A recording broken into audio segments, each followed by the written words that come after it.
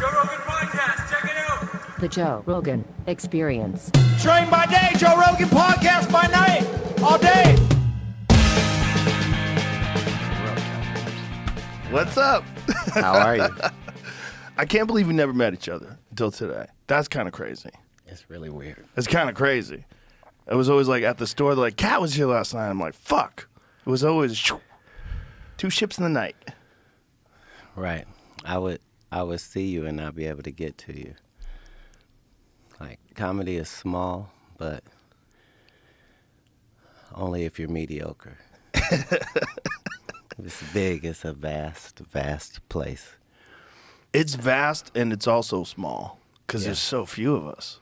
And worldwide, we were talking about this the other day. There's maybe 500 of us on the planet. You know, you got to be real generous and say 500 because it's really probably about 250. Right.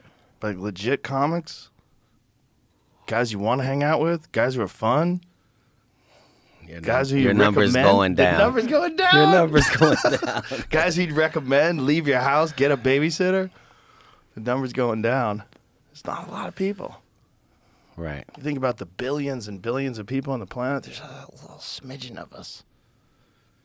Well, as children, we all take to talking with ease. And so the fact that later on in your life, you be one of the people that could say, I talk for a living, is an amazing honor. It's amazing. Even if you look 1,000 years back. Yeah, especially today. To just be able to talk for a living? Oh, my God. What? And that's the problem also with what we do, is that everybody can talk. So they see you talking, they're like, I could do what he's doing. Right. He's just up there talking. And the better you do it, the easier it looks, Right. which is part of the trap. Yeah, it's part of the trap. It looks like he doesn't think about what he says. He just says stuff. But you couldn't be as accurate. No.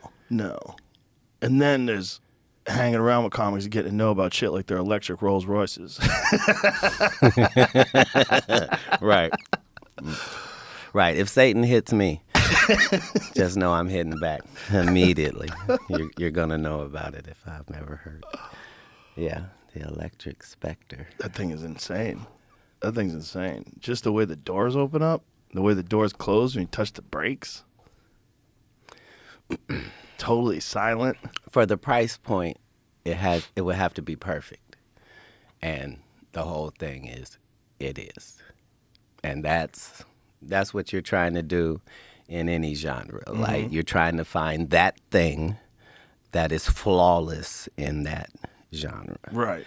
And that's it. That's the Rolls Royce. I've never had one of those. Right. Well, because it's important to you that you be grounded in the important ways. So I can see you not having not had a Rolls Royce. I've had 4, 5. I'm not opposed to it. It's just the idea of it to me is like, don't do that. For me, you know, I'm always like, get away from that. Go get yourself a muscle car. Well, see, you see what I mean? Yeah, because we live vicariously through these things, and it's been that way for all of humankind. I'm saying it was still like that for the Roman and his chariot. Oh, like, yeah. that's how he felt. Like, that's how horsemen feel about that ride. You know, like, yeah. transportation and people have a love story. Yeah, that's really the only object that I'm really into. Like, I'm Vehicles? into vehicles. I'm into mechanical vehicles. Right. There's like something about mechanical vehicles that just speak to me. I love them. I love looking at them. I love sitting in them. I love driving them. It's just like, it's one of the things that people say, like, money can't buy you happiness. That's definitely true. If you're fucked up, you're not going to get happier if you get rich. But if you're already reasonably happy and you can afford a nice muscle car, god damn, you'll feel happier. You will feel happier. But every time. Every time you So drive what I'm saying is, when I got the 67 Chevy Camaro, I needed no other cars. I was complete. Yeah. When I got the Grand National, you couldn't tell me anything. There was nothing on the highway that was of my ilk. Yeah. But I've felt that way 12, 13 times. That's what makes it real love. Yeah, they give you real joy every time you drive them. And you feel like that character in that movie. You know? Yeah. Like, yeah. Yeah, you drive a 1970 Chevelle, you feel like John Wick. yeah, it's a sacred, sacred place. There's music there. There's recklessness, but there's safety. Yeah. You know, it's like it gets to the essence of a being. And I think it's a thing that won't exist 100 years from now. I think automated driving will be mandatory. I really do. I think we're about 100 years away. 100 years away from no personal automobiles. No control of your vehicle. We're going to stop all crashes. If we could stop all crashes and all highway deaths. Come on, Katt. Won't you contribute and give up all your rights to drive? We're going to stop all death. Yeah, it's not. But understand that all of these things have financial benefits, and then they use those perks you just mentioned to get you in. But but somebody's making money. I believe that it'll be mandatory, but for practical reasons, like this thing where the police want you and they have to chase you and you may get away, those days are done. Yeah, they're just going to shut your car off. Yeah. Your car is going to do what they tell it to do, which is get behind this patrol car and follow us to the station. There's speculation that they've had that for a long time, you know. There was that famous journalist, Michael Hastings, that was his name. There's this journalist. I don't know if you know this story, but it's pretty crazy. This guy went to Afghanistan. So Afghanistan with the troops. And he was only supposed to be there writing a Rolling Stone article about this general for a very short amount of time. But then there was the volcano in Iceland. And the volcano in Iceland stopped air travel. So this journalist from the Rolling Stone was embedded in this troop. And they started talking shit. And he started reporting the shit that they were talking, including disparaging comments that the general had said about Obama. So the general gets back. He has to retire.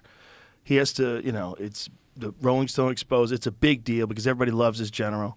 So he retires, and this Michael Hastings guy is on the run. And he's terrified. He's telling people, if I commit suicide, I did not kill myself, people are threatening my life. And then he's going down La Brea, and his car is going like 120 miles an hour and just slams into a tree and explodes. And there's a video footage of it.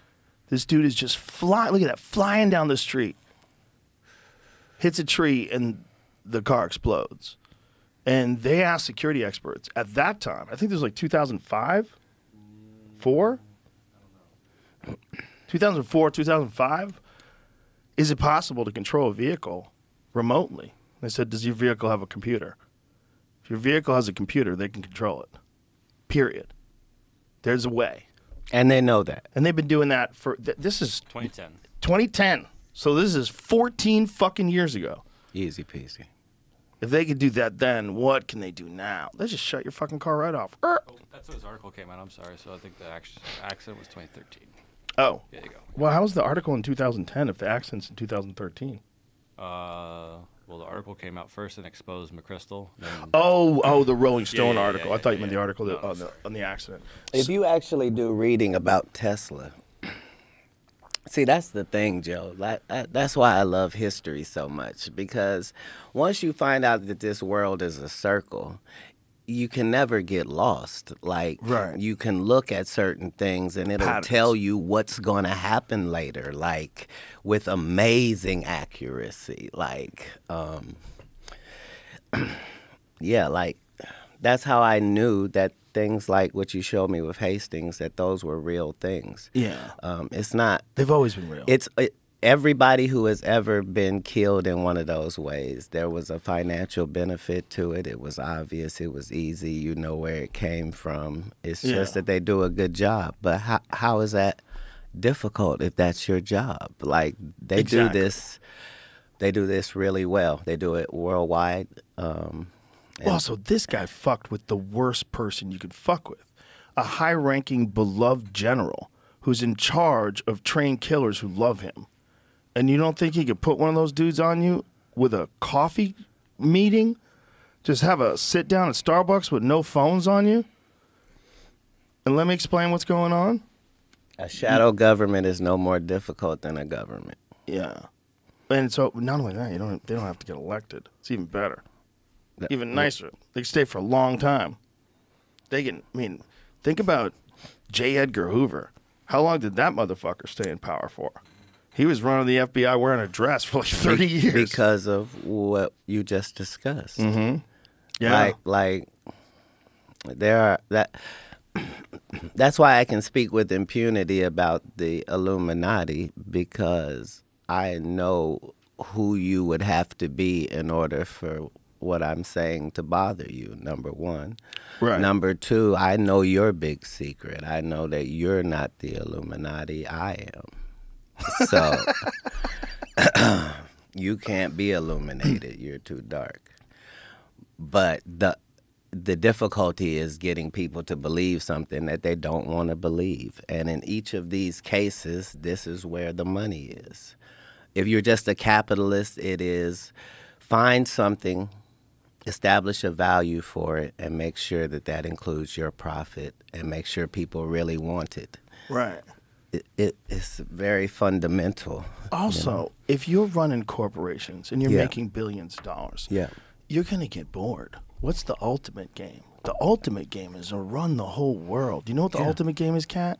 I do. We have an overpopulation problem, Katt. Yeah. It's an overpopulation problem. Right. And we're gonna be able to mitigate that with vaccines.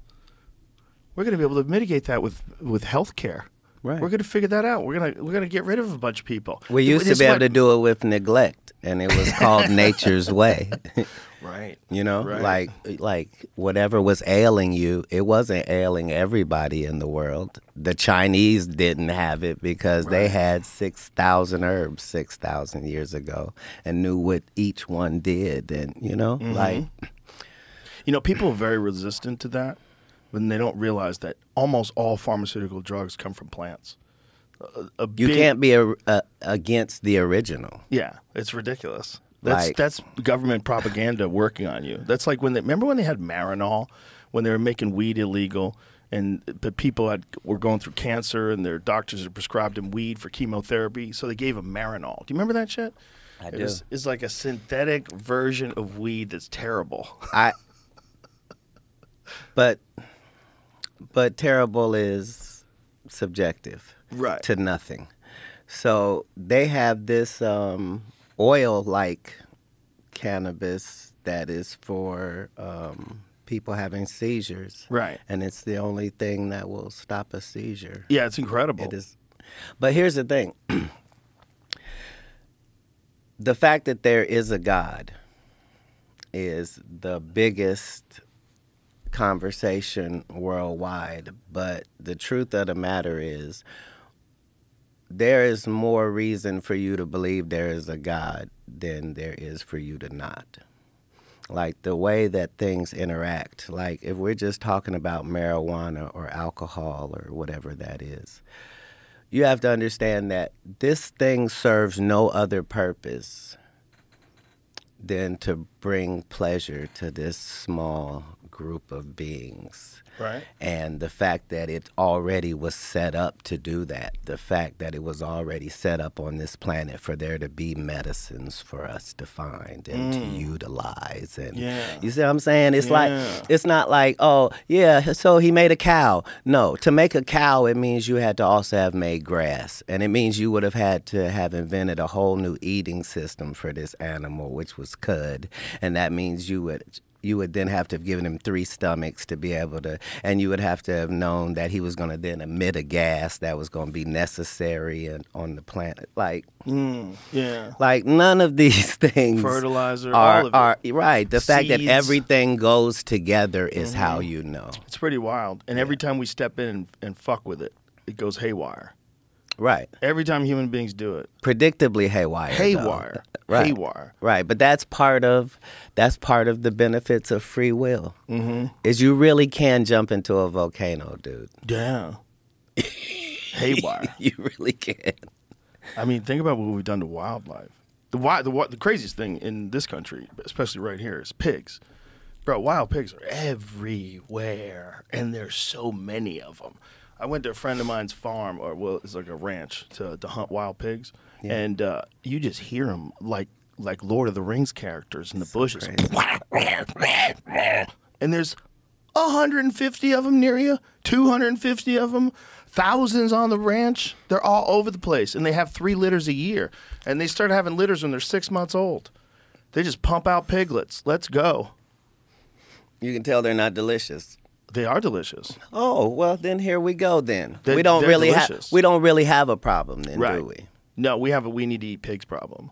No, we need to be sending this off somewhere Yeah. to someone who does. Well, definitely we should.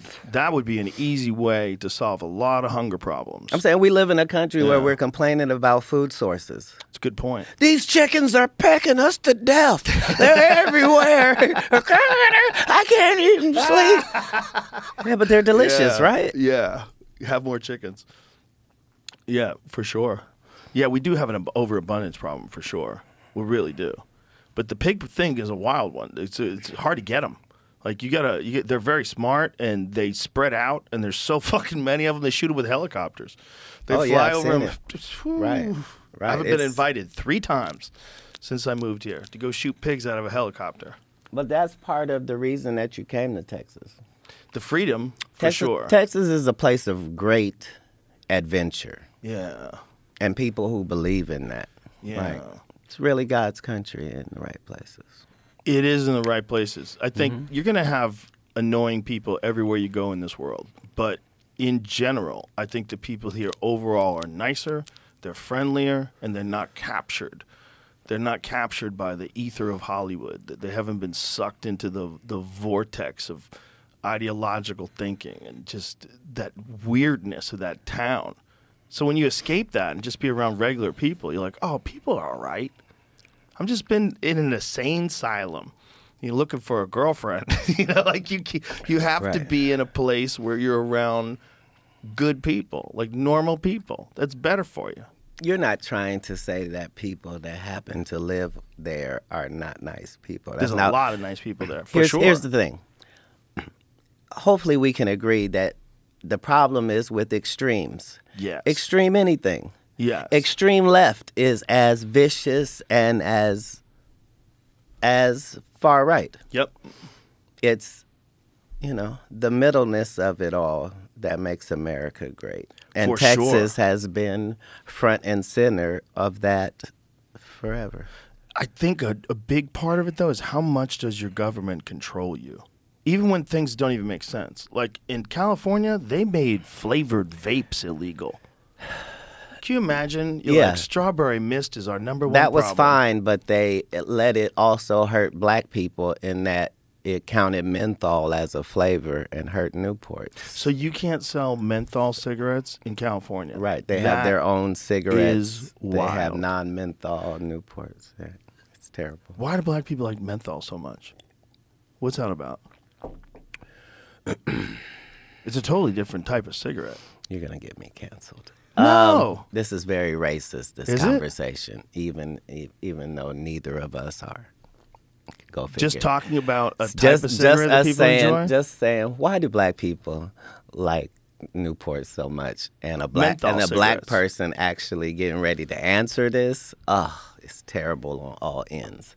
I don't think it is. Well, I don't think it is either because we have a new. It's like if you started cigarette. asking me about spaghetti, I'm not going to get offended.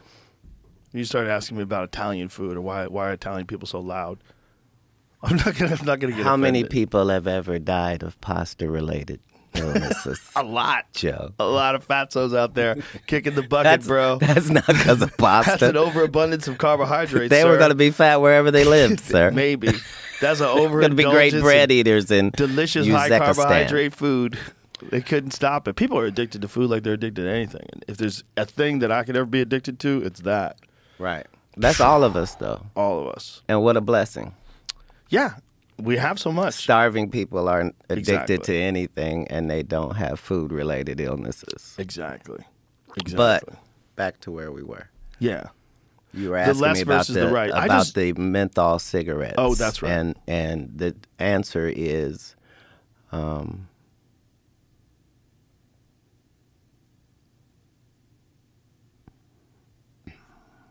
we value strength in product. So there's this whole thing with liquor and malt liquor and the difference between the two, and one is richer and stronger. And the more potent version. right. And as Okay, that makes as sense. a people, we tend to go with those products. Things that are stronger. That makes sense. Right. Like before things were called concentrate. Yeah. That's what we appreciated. That makes sense. Concentrated. And the fact that menthol is a natural thing. So, you know, Right. anybody who is from the South knows about mint plants and, you know. And menthol You used always- as a skincare product, like Yeah. injuries and shit. Right, like you appreciate that as a flavor profile as Right. well. You know, That makes sense. the mint julep. It's just telling people they can't have that anymore. Who the fuck are you? That's my position. Well, and that's a noble position, and we appreciate the fact that you represent that. But the truth of the matter is not pretty. And the truth of the matter is that most people would like to be controlled more by their government if they Make had. it easier. Maybe. Most people are all for government control as long as they don't have to discuss it. Yeah, as long as it works in their favor, they'll give up a lot of rights. And then hopefully the next administration that's Rights are right-wing generally won't abuse worthless those at the rights. time. Yeah. Well, there's a lot of people that if the government can make life easier, a lot of people have it hard, right? So if the government Yeah. comes in and says, I'm going to make it easier for you, but I'm going to need certain requirements of you. I'm going to need you to have a digital ID. That digital ID will be attached to a social credit score. And we're going to give you universal basic income. You no longer have to worry about food or shelter. You'll be taken care of, and now you can pursue your dreams. Is this the mark of the beast you're speaking of, sir? I think it is. Right. Look That's the whole thing. Is it's never been difficult at any point in history. Like we got a dude right now that's telling you front and center that I put a computer in somebody's head, guys. Right. Like, Yeah. And everybody's going, yay. it's the greatest thing in the world, sir. Yeah. But we understood this 15, 20, 25 years ago. We understood while watching Tron or while watching Cyborg, we understood that there was just this small line medically that needed to be crossed in order for us to be able to do these things. Yeah. Like if you can hook a battery up to an octopus and make it go like this, you're halfway there. Yeah. Why? Because this is a machine that we have. It's a here. biological machine. Right. And once Yeah. you understand it, you understand it. Yeah. And you could fuck with that machine. You could juice it up. You could fucking get it stronger, get it smarter. This you can do is- a lot of things with that machine. This is what the Anunnaki said.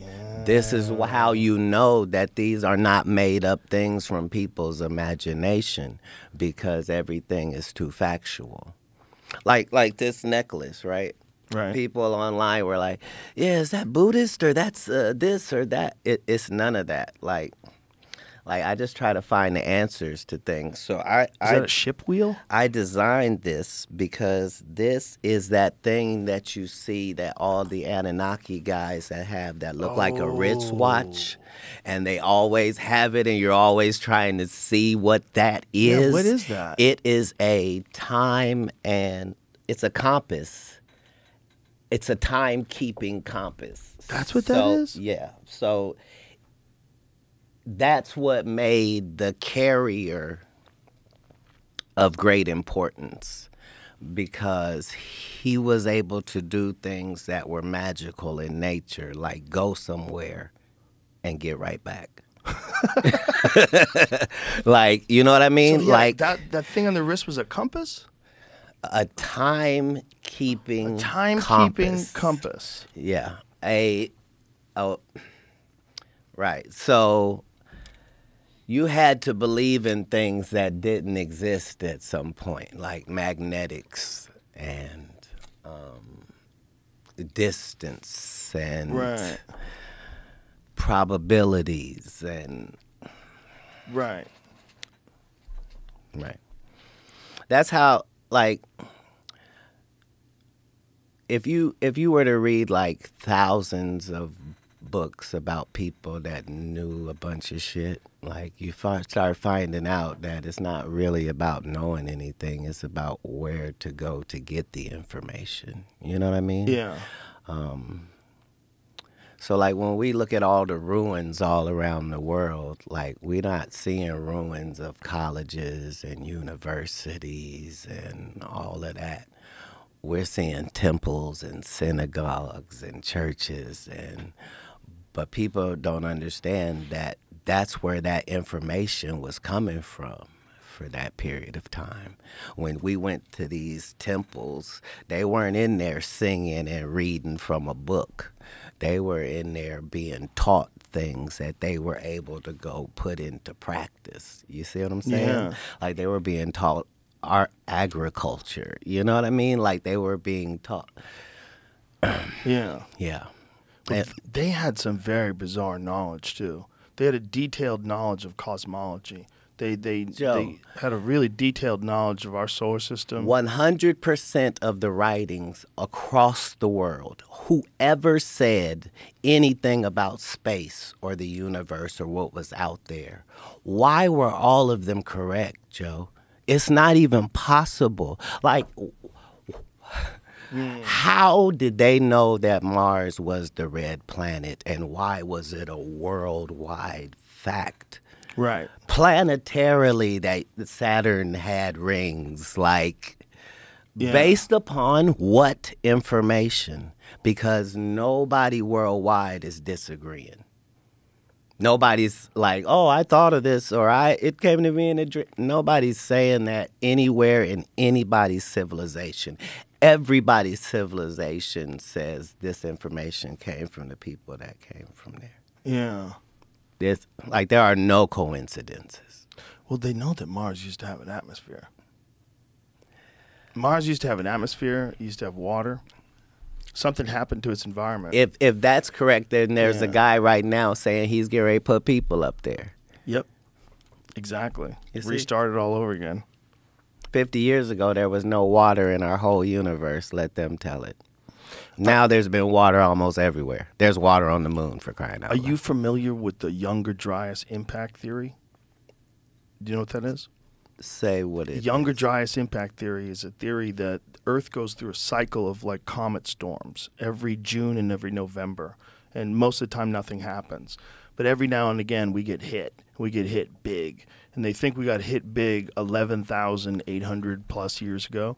And that had to restart civilization.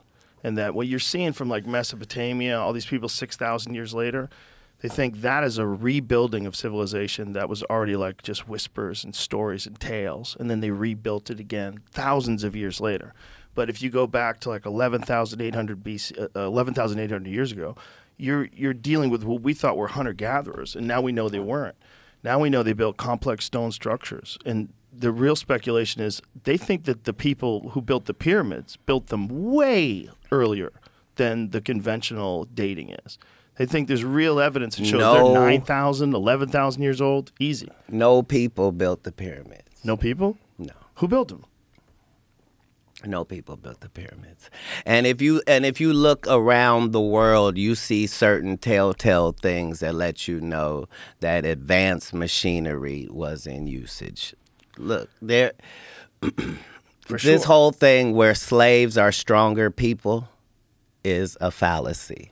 We like to believe that slaves are stronger. Slaves are weaker because they don't eat the right food and they live a terrible life.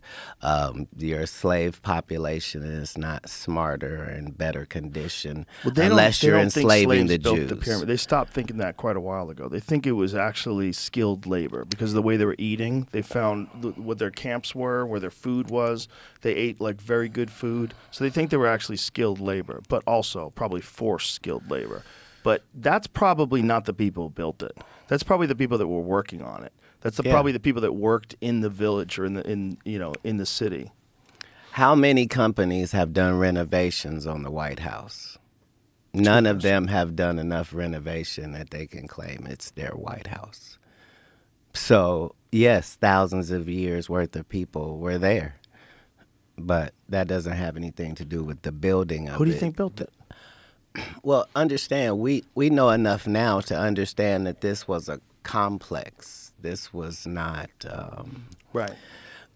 We've been led to believe that this is how much they worshipped their dead bodies. Right.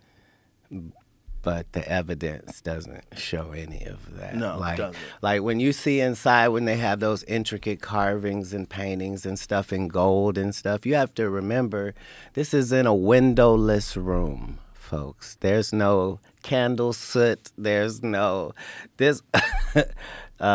It's clearly a power plant and built specifically for that location on this planet. For What do you think it was powered usage. by? The hot water springs underneath it. So it was powered by the hot water springs? And to what end? How do you know all this, first of all? Is this marijuana talk? I don't think so. This is Where did you read this? if you follow information about humankind, you find out that in all parts of history, people were coming to this region for their information and their knowledge and their things that were forbidden, and these were not these were the highest of human civilization. Here. Not even comparable to anyone else. No. Nor since. Nor now since. or yeah. Nor since. Right. The Great Pyramid of Giza is insane. Right. Like It's insane. Like even Tesla says that this is where he came to get the information. But if you follow that information pathway, it leads you to this character called Thoth, right? And the emerald tablets of Thoth are literally mind-changing and mind-blowing, just because you understand when this was written and the terminology being used is When was it written? far too accurate for now. So I'm sure that Here it is. Emerald Tablet.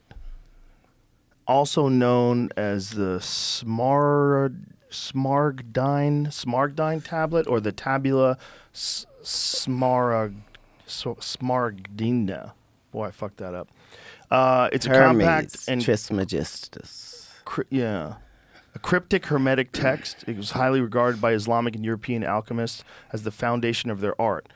Though attributed to the legendary Hellenistic figure Hermes Trismegistus. How do you say it, bro? How'd you say it? Trismegistus. Trismegistus. The text of the Emerald Tablet first appears in a number of early medieval Arabic sources, the oldest of which dates to the late 8th or early 9th century. It was translated into Latin several times in the 12th and 13th centuries. Numerous interpretations and commentaries followed. So what does it say, though?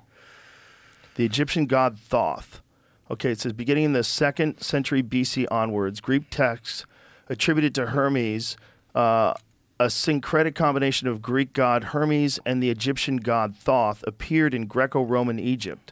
Those texts known as the Hermetica are heterogeneous collection of works that in the modern day era are commonly subdivided into two groups. The technical Hermetica, comprising of astrological, medico-botanical, alchemical, and magical writings, and the religio-philosophical Hermetica, comprising of mystical, philosophical writings. Holy shit. Is this weed talk, Joseph? No, this is so legit. So legit, my man. So this dude was probably an alien.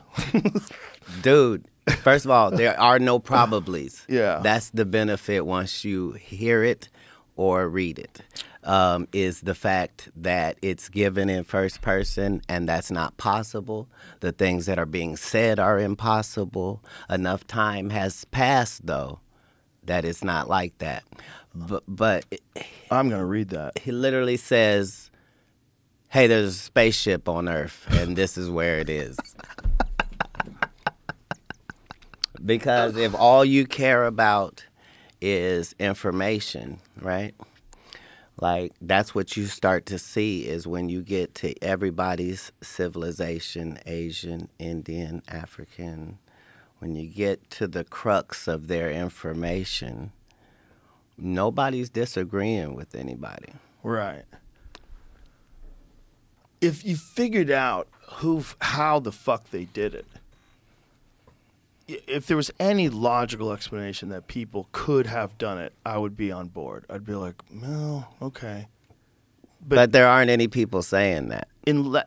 Human beings can, it's possible if you had enough power and you had enough engineering and mathematics that you could figure out how to design and construct the pyramid. Yes. But then the logistical problem of getting the stones from hundreds of miles away, massive, several ton, up to 80-ton stones. Joe. That's crazy. If you 500 miles away, some of them. Even if you could do it, let me ask you this. Would you build it on sand? I don't think it was originally sand. See, that's the thing. Right. This was a fertile valley. Yeah, it was. Yeah. Right. The Nile Valley. That was the reason they had why they electric chose it. and Wi-Fi, and they had all of that. They probably did. And that's probably where the Younger Dryas impact theory comes in. The greatest trick is to make us believe that people back then were dumber and we're smarter. Right. And that whole thing is a fallacy. Yeah, that's definitely not real. But it's worth it for us to believe that.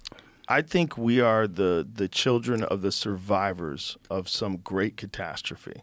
And I think that's why every single Not everybody. biblical scholar... What? Not everybody. Some people What do you mean? are that. Some people are the survivors? Right. Well, I mean, most human beings probably got wiped out in comet storms. And I think we probably got... There's been points in history that they know of where human beings got down to like 7,000 people. Who's counting them?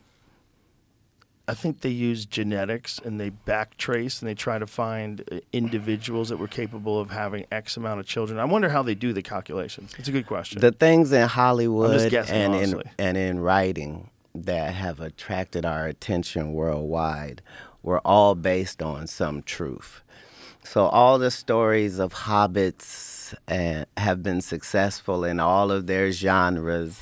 Why? Because they existed. Like we now know that there were whole pygmy groups, and that, you know, we understand that that's what the Seven Dwarves was. Yeah. Like that island of Flores, man, that they found. They literally call it a hobbit. It was like a 3-foot-tall person that was covered in hair, smaller head than us, used tools. As a preteen, I knew that Atlantis really existed just because of how it was spoken of offhandedly. Mm-hmm. Just that it was in known early to exist. writings. Yeah. Well, not just mentioned, but mentioned offhandedly, like you would a place that's just a landmark. Right. We landed in New York before we went to Montreal. Yeah. We were in Austin Yeah. by Dallas. Right. Exactly. Yeah.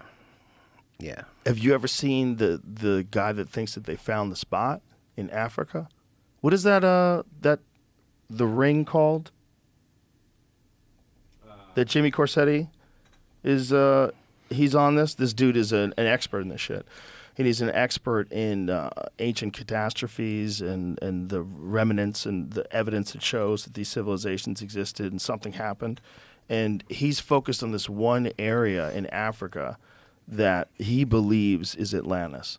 And he says it has all the hallmark characteristics, and there's all the evidence of massive water erosion surrounding the area. And that at one point in time, it's very likely that this area got hit with a massive flood, and it matches all the characteristics of Atlantis. When you see it, when you see the way the concentric circles of rings, like try explaining this. You're going to see it. And try explaining this through a natural phenomenon that doesn't exist anywhere around it. Right. Concentric circles that is near what used to be water and there's heavy water erosion marks all around it that indicate massive amounts of quick-flowing water in a very short period of time? Right. Yeah. Look at this. I forget what it's called, but I know exactly where it is. It's right here. So you can zoom in. It's that right That's there. it. Look at that thing. Bro, are you fucking kidding me? The Reshot structure. That's it. What it's The called. Reshot structure. I mean, are you fucking kidding me? I think if you go 3D, you can see the. Now imagine if that was this massive city of concentric circles and walls and a thriving population, and then it gets hit with this water. You can see the water erosion all over the place. The whole thing looks like it's washed out. See? Yeah. It looks like it was washed out because it was. Right. And that's salt, I believe. But They that's yes, what there's makes salt there. That's the other thing. between this and the Garden of Eden locations. Like these are two of the great landmarks in human history. Where's the Garden of Eden? Well, when you read the stories, right, the thing that strikes you is that it's so specific. Like it says things in talking about the Garden of Eden that, wait a minute, if I can't find what you're talking about, this isn't even real. You see what I'm saying? Right. Like where the Garden of Eden was, there's, I think, 4 rivers that come from it. And then it names 2 of them. Like, I don't want to be specific because at least he's going to bring it up. But it's like the Nile and the Euphrates, right? Right. So you know 2 of them. And it's saying, you know, where the 4 meet, this is where it is. And, yeah, my whole life I was like, This is really weird because at one period of time we're thinking no flood happens. There's so many things that have lined up from these great religious books Yeah. where we can see that no, something happened here. Like, Something happened, and these are stories of people telling stories that have been told to them for about 1,000 years. but before this anybody is wrote it why, down. right? Yeah, This is because why something they were happened. told, and that's what Yeah. that's the difference between those of us that want to know the world's mysteries and conspiracy theorists. Like, there's Right. nothing to a conspiracy theorist because you're not producing what you're using. But these world mysteries, like, that's harder to do. A lie is not something that people are going to repeat for generations on generations. It's being repeated like that because people have reason to believe it to be true. And as you go through history, you see that those are the stories that we still talk about, but they're still valid. Like there were writings that the African Dogon tribe is like, Right. like they're From like the Sirius star system. like they're saying very specific Yeah. things, and for hundreds of years we're going, you guys are idiots. You don't know what you're talking about, right? Like Right. somebody will have a fake star story, Right. you see? Right. And now we get to the point where we can actually see what they were talking about. What if we and it find out was- that we're aliens? That we were just dropped off here a long ass time, and the Adam and Eve story is the story of the place where they created us. I'm sure we're the only people in the universe that think like that. You think so? Why do you think that? No portion of humankind's story differs from that. It's all creation story. Like, if you go, that's why NASA and Space Force are not more forthcoming, because the further you get in space, the more obvious shit is. Like, once you're up there and you're looking down, this shit doesn't look like there is no God. It looks like you're in the middle of somebody's workshop and they just showed you every single way that every star can be made, every single way a planet can be made, every way that a black hole can be, a galaxy, a universe, and then showed you the best of the best. It's the spot. I mean, in our solar system, we're the best neighborhood that's ever existed. They all suck. Every other planet sucks. We're rudimentary enough that we still require environmental help. Right, until you get that chip. Once you get At that each chip, point, it would be like saying people that didn't learn how to ride horses, they were slow. Like they couldn't run fast enough, so they got horses. right. No, it didn't have anything to do with that. Better's better. That's really what it's going to be. Better's Right, better. right. We're all going to integrate. Like we would have told you 30 years ago that we wouldn't need a Space Force unless we went up there and found something. I think the Space Force, the idea is that they're worried about It's not an idea. someone else being in space first with weapons flying around. You mean us? Yeah. Well, if we can do it, they can do it. That's the thing. Who is they? Whoever it is. No. China. There's only humankind and Yes. alien. Oh, I agree. Right. The problem is, this is what we really need. We really need this Neuralink to lock us all together so everybody could read everybody's mind. That's what's going to happen, and then there's going to be no more leaders. There's going to be no more governments. Okay. You're being There's gonna very be no more... controversial right now. Okay, so look, that Better is better. That exists already. So just understand that the worldwide government is way smarter than we give them credit for because they have us believing they don't do nothing.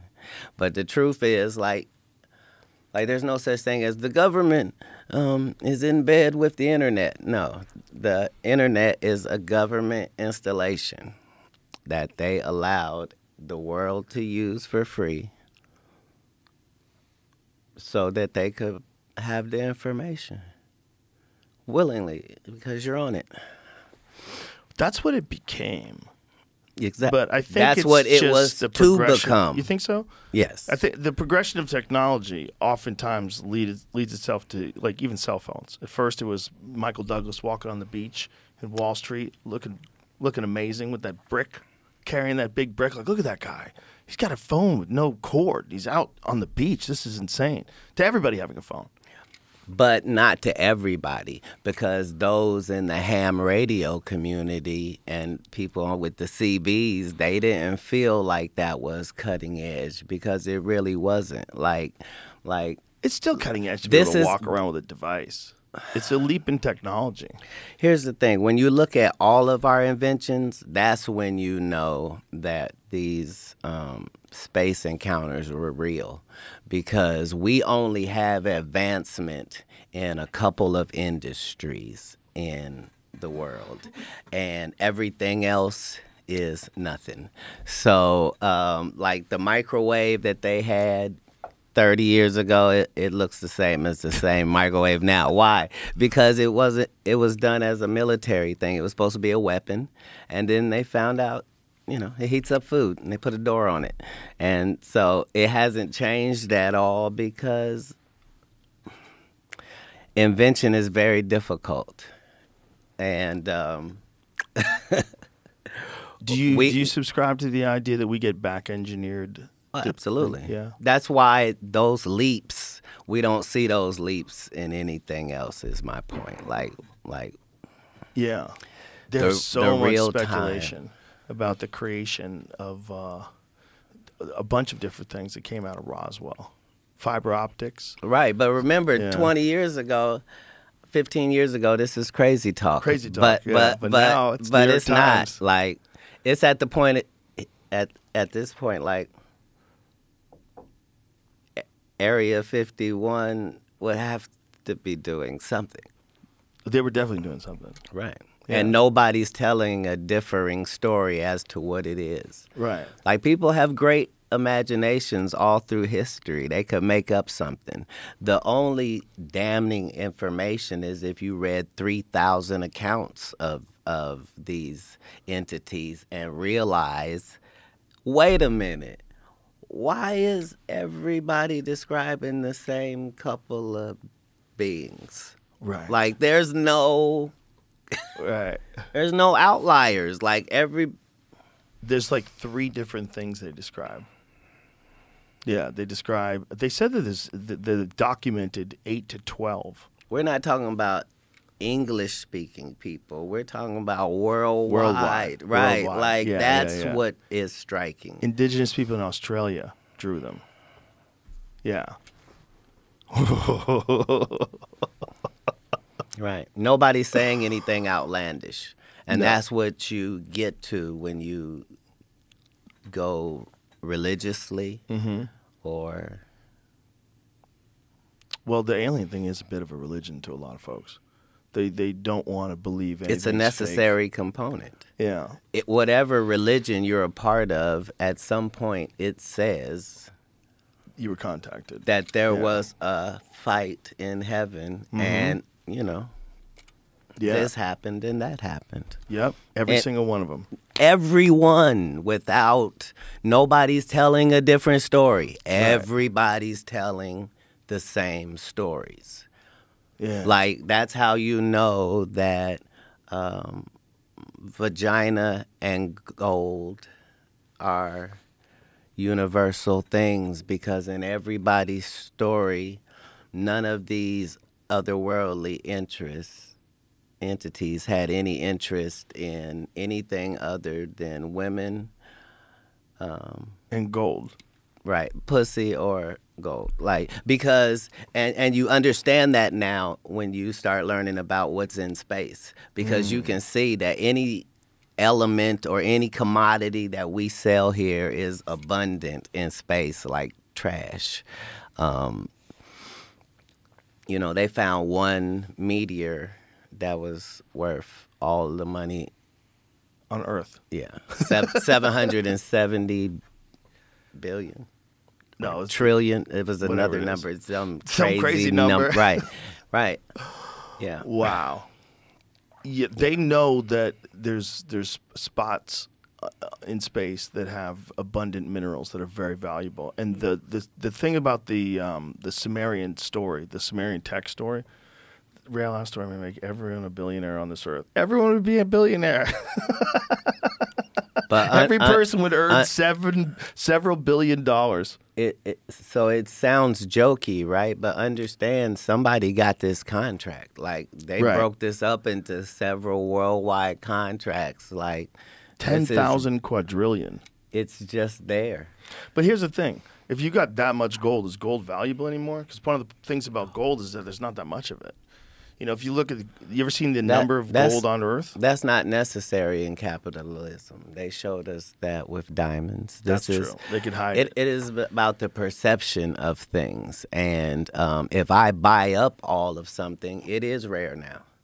Immediately. Right. Just because I have control of all of it. Right. And that is worth killing Tesla over. And that's why Yeah. the people are still in business in Hollywood, because everything's a commodity. Did you ever read, you ever heard of Zechariah Sitchin? Zechariah Sitchin was a biblical scholar who he deciphered the Sumerian texts, and he was like an expert in language. And when he deciphered, he might not have been a biblical scholar, might have just been a language expert.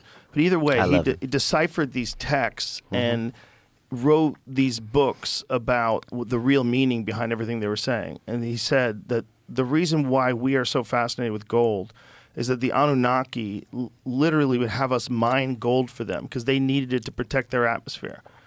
So what they would do is take gold, which is a very rare in what it does. What gold can do is you can take a little piece of gold like this big and coat this entire table. It's real weird. Right. So you could turn into a fine dust, and they suspended this fine dust in their atmosphere to protect them from a degrading atmosphere because they were getting global warming or whatever. Everybody that was... He wrote about this in the 70s. it doesn't matter because everybody in Egypt knew it. Like, this is where the alchemy... Yeah, that's where it all originated. Right. Well, like, we don't even know what they knew. none of those people are saying, hey, I came up with this shit. They're saying... Right, somebody gave it to us. Somebody who came from this place here came and told us that this is how this goes and this is what this is worth. Yeah. Because I'm saying the people that were being abused in the mines going to get the diamonds, it wasn't like that for them. It was just them getting these rocks. And this crazy guy's going to pay a day's wages for us to gather rocks. Let's gather them. Right. You know, this is... But when you follow back, it's all about the information. And at the top of it, nobody's trying to claim it. Like, nobody's saying... Right, I invented this. Yeah. Yeah, that is wild. If imagine this, that's how we're getting most of our shit. Back-engineered stuff they leave for us. We have to figure it out, sort through it. The people that have alien technology, the people that do have an alien craft that they work on, what a weird reality you must live in. The whole rest of the world's got guessing. And you got this thing in front of you like, oh, it's real. We have one.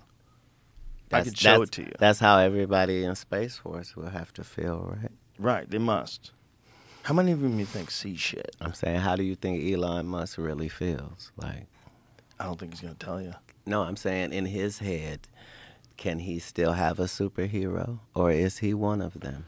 Ooh. You know he's one of them. Like, if you're the richest dude in the world and you're also a super genius, how the fuck do you stop yourself from thinking you're a superhero? That's the big question. No, it's not like that. No? No, it doesn't have superhero side effects to it. I mean, you would probably think. Like, the more you know how little you know. That's true, too. There's not a, you know what I mean? And nobody has ownership of information. That's why reading books moves civilization. Because, like, when I said, like, you know, I read 3,000 books, people were like, yeah, right. But, you know, everything in life is about the environment it was grown in, the petri dish, right? So if I told you that from the time I was 8 to the time I was 12, I never celebrated any birthdays. I never went to a birthday party. I never had a Thanksgiving, a Christmas. I never trick-or-treated. I wasn't allowed to watch movies, and I wasn't allowed to watch TV. All I could do was read. If I told you that, then you would understand that for 8 hours a day, I got 8 hours, and I can read, and I love to read. And so I'm reading books that are 250, 200 pages, and it takes me about an hour to read one. So yeah, it takes you an hour to read I'm 150 reading pages? 8 a day. Yeah, like all I'm doing is reading, because that's what. So I'm checking out 20 books. The limit at the library is 20 books at one time. So I'm going Monday, Wednesday, and Friday, just because this is my thing. Like, so you're getting 60 books a week? Minimum, because really, yeah, because I'm reading more than that, because I still have religious books that I have to read. So understand this is pre-internet first, right? So understand that in reading one thing that I'm reading, right, this one thing that I'm reading is also requiring me to have this appendix book that is the source book that it's telling me it's getting these things from. And so I've got 4 books open at a time just for this one book. Like,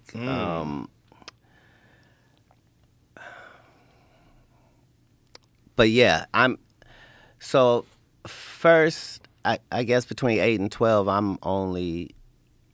I can read classics and nonfiction. So I'm saying no novels or anything like that. I'm just reading Time Life has like 1,800 of these individual books on all subjects of the world, and So you just spent most of your time reading? not most, all of it. All of your time reading. And then when did it That was pop- my thing, because like I was able to be in each of these stories. You follow what I'm Right. saying? And I was getting so much information. Like half of those I probably had to write a 1-page report on after, you know.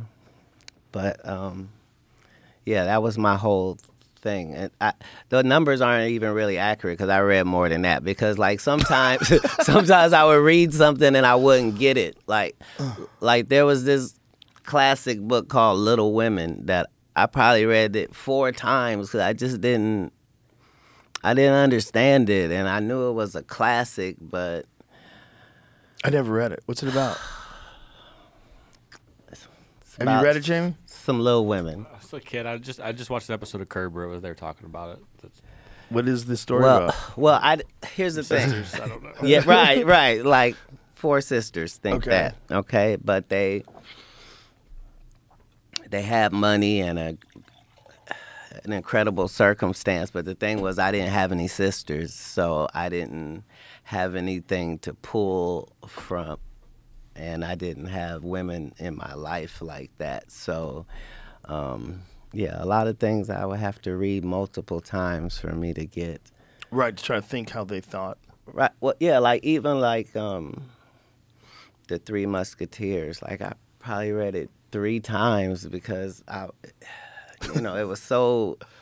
I read it like the first time to read it, but then the next time I had to read it again because these characters were really distinct characters. Right. And I couldn't figure out, wait a minute, did this happen really in history, or was somebody just this good at telling this story of the, But it's things like that leads you to the Knights Templar story, which leads you to,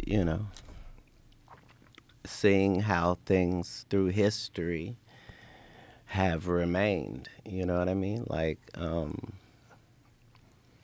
all of that you get from the books. Well, history to me has always been the most fascinating thing because you can't quite imagine it. You're trying to imagine it, you're piecing it together, listen to these stories, and you just sit back and go, what the fuck was that like?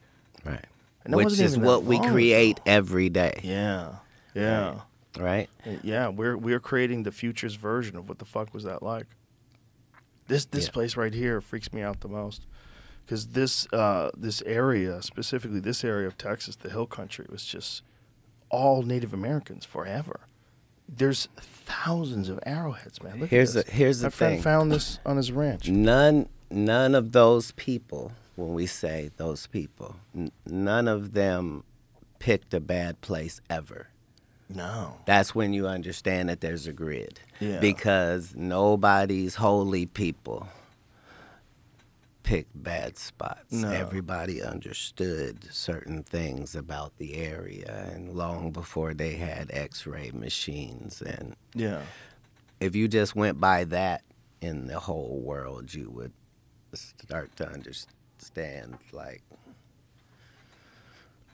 the true power of the Vatican and the fact that certain things are based on real shit, like the Ark of the Covenant ain't some spooky little story. It's What do you think like, it is? Think it's like a nuclear generator or something like that? What do you think it is? Whatever the nucleus is that would nuclearly power something that would have initially been in the pyramids would also have been in the Ark of the Covenant, which would be the same thing. It's something that you can't fuck with, and it's radioactive, and it's very powerful. That's why they but gotta it put all still those rocks has to around be. it. Oh, shit. That's what I'm saying. Imagine- Nobody's telling any crazy stories, my man. Not globally. No. No. Everything. Well, it gets was less about crazy something. every year. It gets less crazy every year. Yeah. 20 years ago, talking about any of this stuff was straight up nonsense. Yes. But now people are like, hold on. That's probably what disclosure actually looks like. It looks like a slow trickle integration into the zeitgeist to the point where it's just normal. Because a lot of times they're right. Yeah. A lot of times it turns out that they were right, that no, we couldn't have told people this because, yeah, they would have went and this would have happened and that would have happened. And you can start to see that. Like, Yeah. That's why when you think about what people have always believed, that's why angels and devils freak me out. Because no one wants to believe that there's a Satan, that there's a devil. You believe in astronauts, though, right? Yeah. Okay. But people have always said there is. You mean a bad and a good? Yeah, not just a bad and a good, but an actual evil, malevolent force. No, just start with bad Okay, and good. yes, bad and okay, good, so yeah. if we started bad and good, then we understand what must be at the extremes of that. Right. Nobody's telling a different story. And then there's a concept of actual entities. Yes. Actual demonic entities that do exist. Well, I'm saying your DNA is either fused or it's not. If it is, it requires a fuser. That's all. A fuser. Right. What do you mean by that? I'm saying if they tell you that certain parts of your DNA are fused, that requires a fuser. Did I say that right? I'm not sure. I see what you're saying. The structure to us in everything, all of it, does seem remarkable. In a no mistakes type of way. Yeah, in a synchronistic sort of a way. Which flies in the face of the accidental Big Bang, nothing from nothing way of thinking. And it always has been. Well, that's what I think, like in the beginning there was light, when they talk about that. If you were going to describe the beginning of the universe, even if you're describing the Big Bang, which there's a lot of speculation that that wasn't necessarily the beginning, that there might be a continuous cycle of these events happening over and over again. But if you were talking about a creation story, you would say in the beginning there was light. Because there was a fucking enormous amount of light. It created the entire universe. Literally. Literally. Right. I think. Which is all it says. And here's, like, whatever they say that hell or Hades is in any of these religions worldwide, it is the perfect description for what a black hole is in real life. It is. You fall through forever. A bottomless pit. Yeah. Where time doesn't exist. Where time does not exist, where you don't die, but you don't exit. Where the information, like, And it eats stars. right.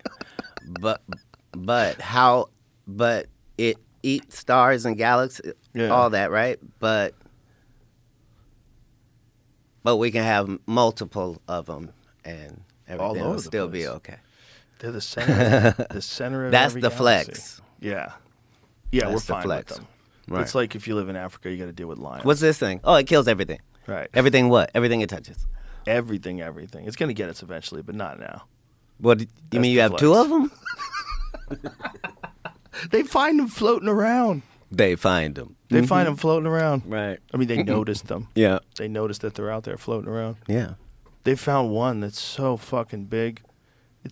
We did this thing when we played a video of how small the Earth is in comparison to the sun, how small the sun is in comparison to giant stars, and how small giant stars are into the most massive, supermassive black hole that they know currently.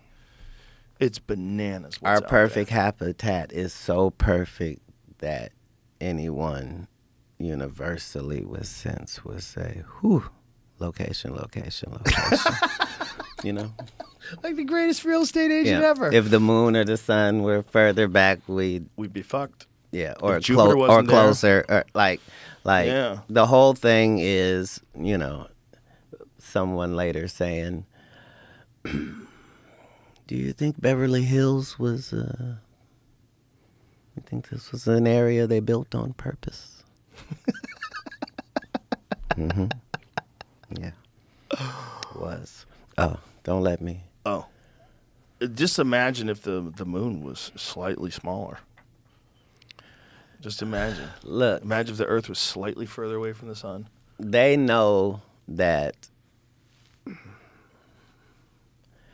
it's to the point where some of it might have been artificially done, and they're aware of that. They're aware of the true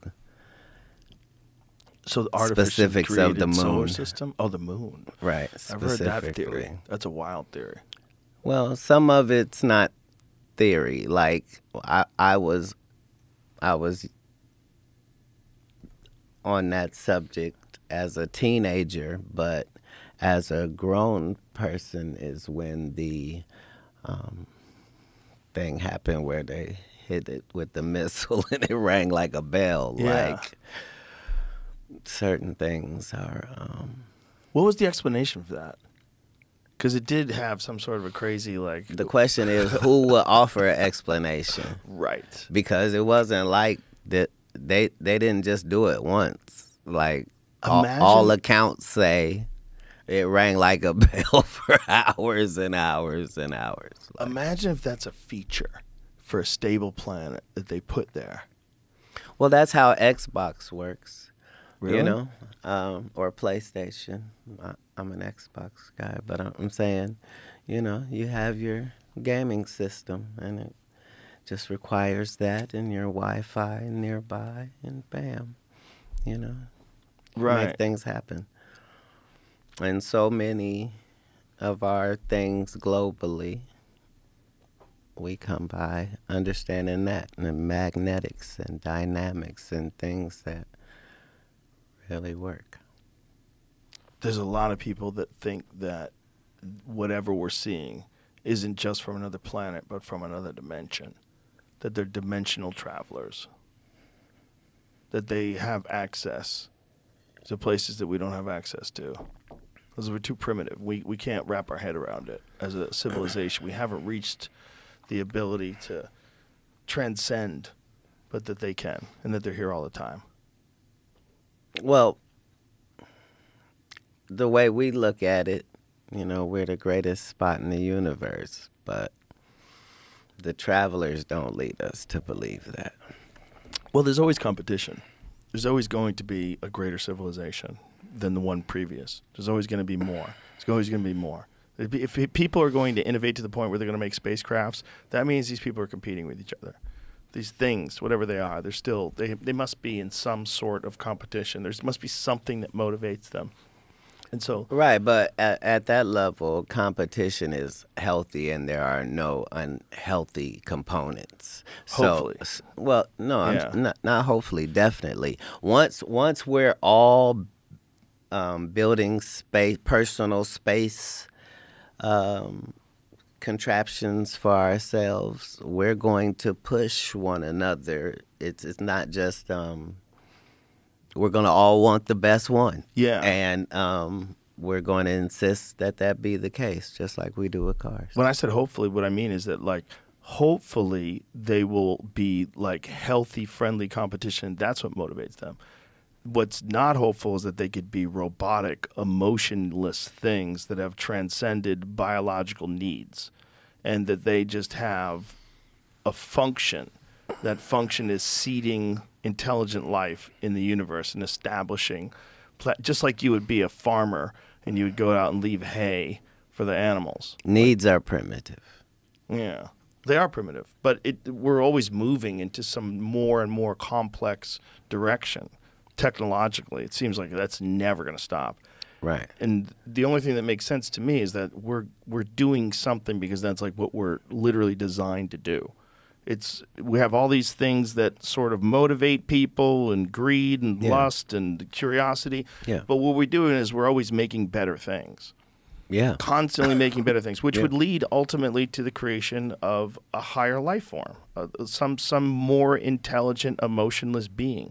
And that's the scary thought, is that all this life out there is life that was created by biological creatures who had these desires and needs that ultimately led to them making a better version of them.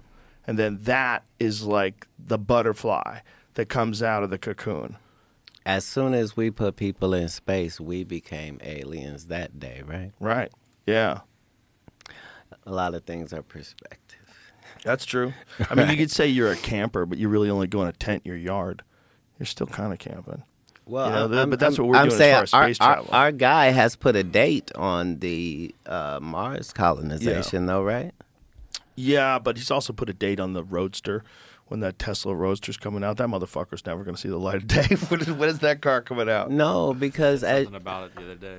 That car is supposed to be out for years. Yeah, it's supposed to be out 2 or 3 years ago, I think. that's part of being a billionaire. Sure. It's not worth putting out something that's not right. It doesn't matter how bad it's wanted. Well, he actually explained that. He said it was manufacturing is insanely difficult. And the way he explained it, it's you know, you don't consider it because people just manufacture things, think it's normal. But he was like, the process of manufacturing, especially like a car, an electric car, insanely difficult.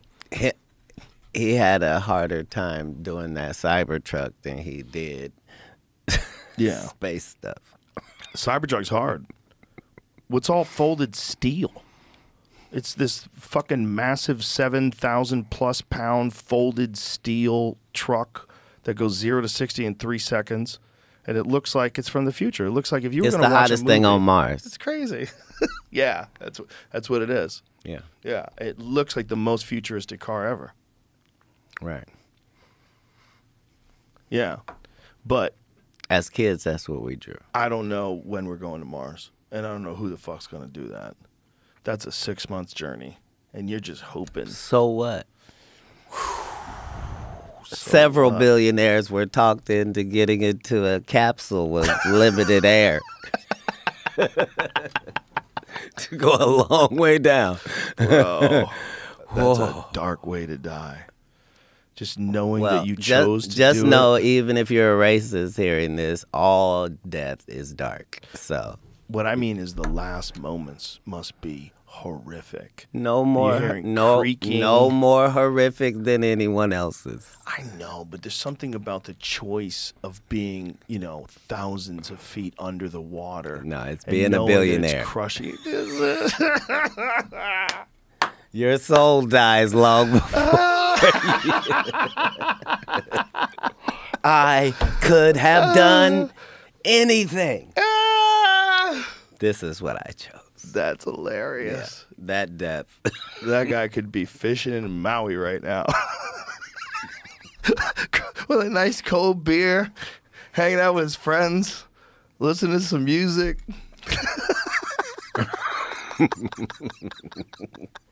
Instead he hears... Right. He has that carbon fiber starting to crack. God damn. It's already done at that point. Yep, None of that's happening. They knew those people were dead a long time ago, which is interesting because I didn't know how sophisticated the underwater listening devices are. But they have these super sophisticated underwater listening devices everywhere to make sure that Russia's not sneaking up on us. Because Russia will sneak up on a motherfucker. Russia snuck up on people before. Sir, none of that is for Russia. You think it's for aliens? None of that is for Russia. Do you think it's for aliens? That would be the wildest shit of all time. They have underwater listening devices because they knew that aliens were under there. Okay. Let's see if this is weed talk or not. Let's go. So, which one do we know more about? Do we know more about space or do we know more about the oceans? We know more about space. Yeah. Quite a bit more. Okay, so yeah. And part of that is because the ocean's very difficult to penetrate. At some point, it's government. They're hiding things from us. I would hide things from people. I would definitely make it illegal for you to have a submarine. You could have a yacht. Don't get crazy. You can't go underwater. I got to know where the fuck you are. If I need to collect taxes. Well, if you're floating around, I could pull up. It was a conspiracy theory at one point that you know the government got bases inside the mountains. Right. Well, until they had to expand the boundary behind Area 51 and make Area 51 larger, they never even admitted it existed. It wasn't until the Obama administration that they actually came out and said, Area 51 is a real thing. We need more land.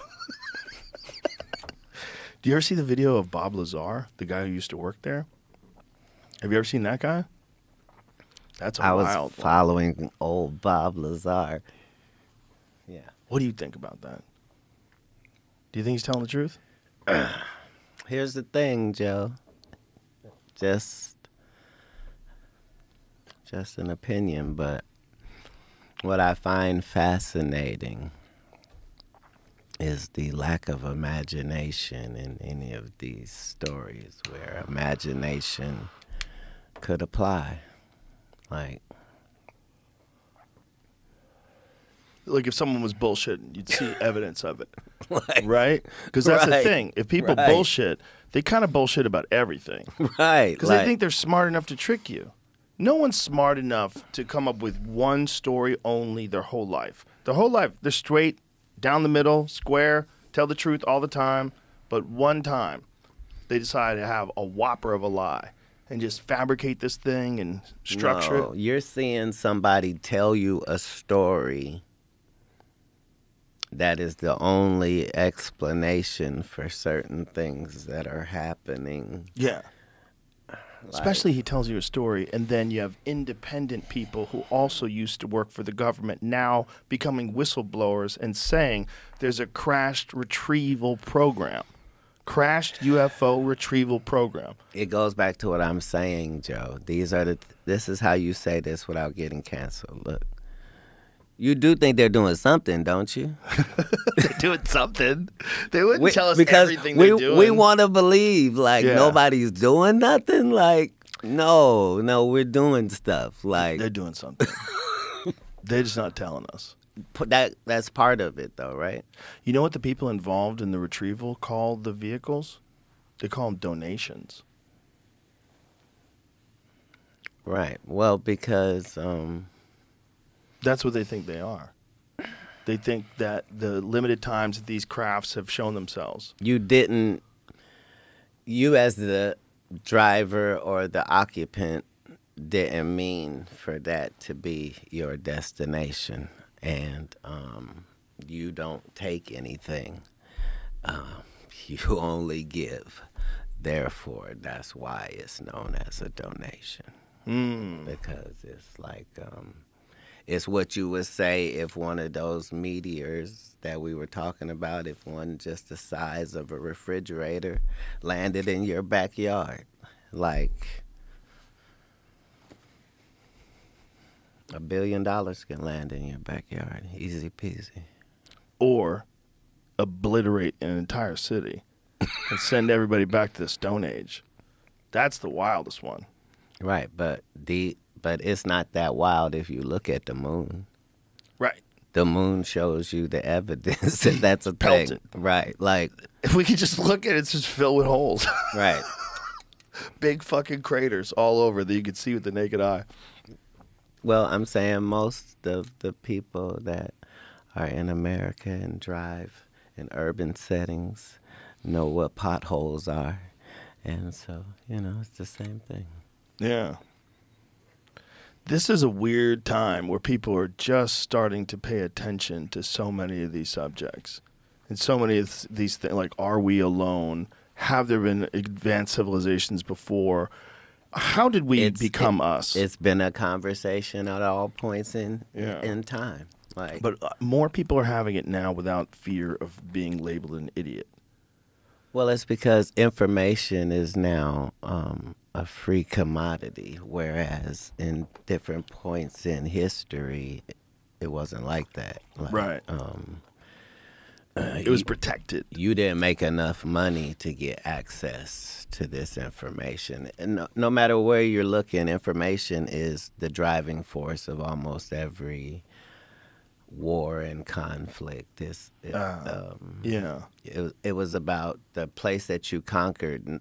Not only did you conquer them, but you got a chance to know what they knew.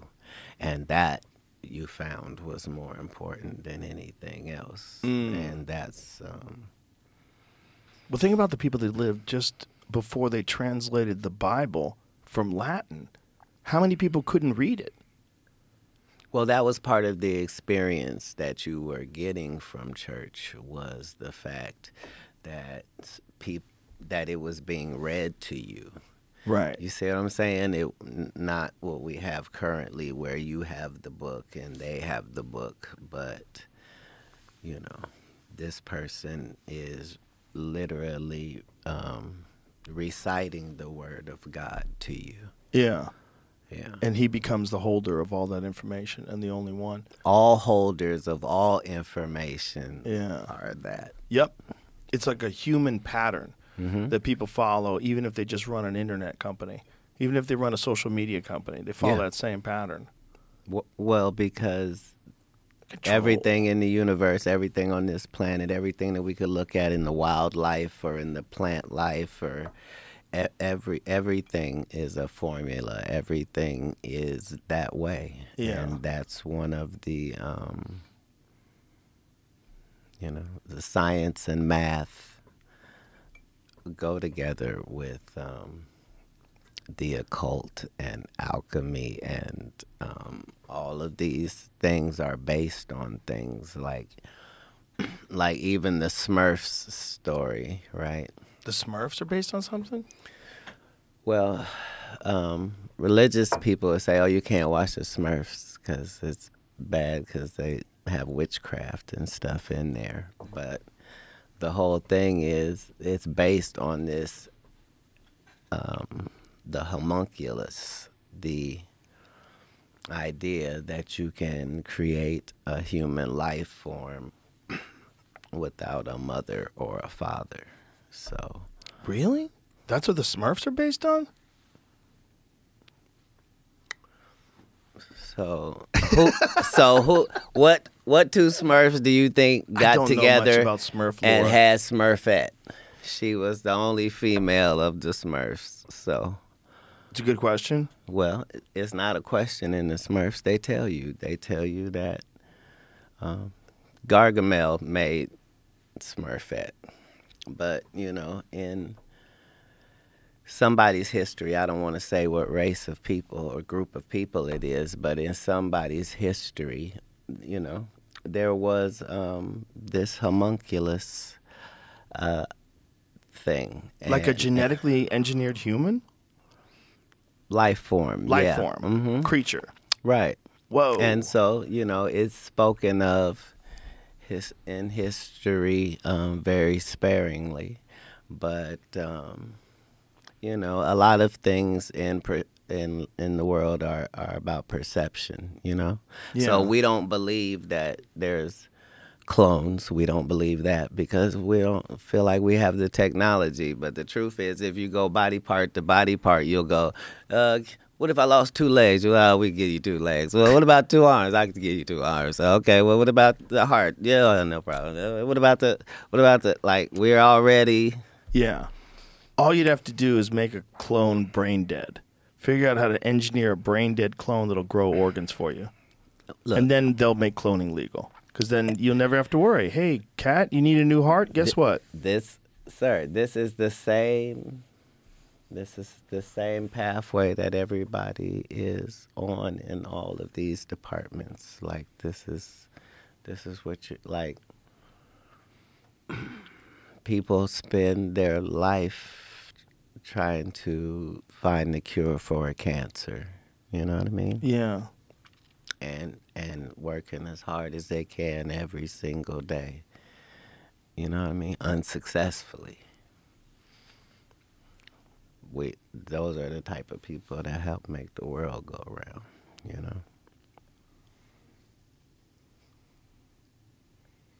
Mm-hmm. Yeah, because it's all about information. And we be so close most of the time. Mm-hmm. But that's how you can see when we've had influence from something else. Well, I think it's very possible that we have. It's just so frustrating when you want to know. You know, it's one of those things where life would change forever if you had undeniable contact with something. If it would just change forever. Your perception of light, just to drive through the In-N-Out drive-through would be different. Everything would be different. Right, but Taking a shit would be different. There's aliens out there. You could say that about smelling salts or mushrooms. Or you can say that about lots of things. Yeah, but about that specifically, if we knew that was real, because I think it's probably true, but I still hold open the possibility that it's all bullshit. Here's the whole thing. No one who has ever seen more space or the universe than you and I has ever seen anything that was bullshit. What do you mean? In the universe. What I mean is like fake UFO footage. There's a lot of fake footage. I would want to see, if you could see something yourself, and I have good friends that have. I have good friends that have had experiences that they say there is no fucking way that is us, that this is something else. Right. Just understand that part of the job in any of these circumstances is to kick up kerfuffle. Like, right.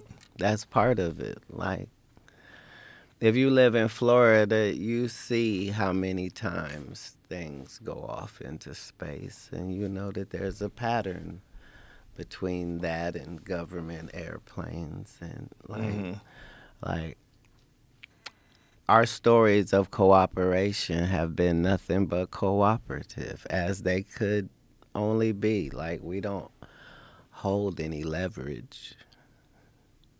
I think some of the shit that we're seeing is our stuff. Right. I'm saying, but nobody will have a way of,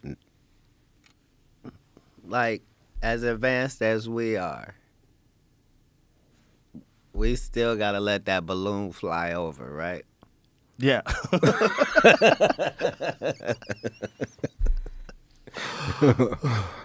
What the fuck is that? That's the most obvious shit ever. That's your neighbor peeking over the fence.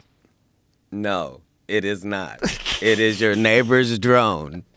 Yeah, your neighbor's drone. In your yard. Over your house. Yeah. Right. Ridiculous. Right. Filled with a piñata of the next COVID. Right. I mean, what are they doing? Flying robots. It's not like that. It's not like that. In the world of flying things, sometimes things go off course. You see what I'm saying? Do you think that's all it was? Especially spy stuff. Do you think that's all it was? It went off course? That it just magically happened to go near all the military bases? Don't say magically. Say wind. The wind got it? Well, I'm saying. Bro, they just flew those things over, and they hope that Biden didn't notice. They said they flew over during Trump's administration, too, but they didn't tell him because they didn't want him to shoot him down. Neither of those stories is true. That information was out there. One like 2 days right. ago, right? Another one, yeah. They said this was a hobbyist, though, but that's Oh. what they said. Well, this doesn't count. Yeah. This doesn't count. And the way that you know immediately is it says over Utah. Like, that would be where, you know. That's like White Sands, right? No, that's New Mexico, isn't it? Yeah. There's got to be military bases in Utah, though, right? Well, I'm saying Actually, the image I showed was in the map the wise. first one, the Chinese surveillance balloon is what this says. Oh, that's what this one is? This is the one from February 2023. Right. That's the one they shot down. Look at that. So it's just a balloon with solar power and some kind of camera. How weird. Not weird. Not weird.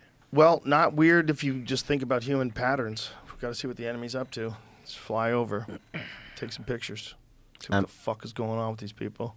I'm saying we can say whatever we want, but we're civilized, and maybe they're not civilized. So if you weren't civilized, then maybe part of your job is airborne weaponry. Yeah. So you got to test it out. You got to see what it can do. Yeah. And, yeah, they're going to go off course. Huh? Okay. Well, that's not airborne weaponry, but we have a lot of it. Information is. That's true. Information is weaponry. information is. Yeah.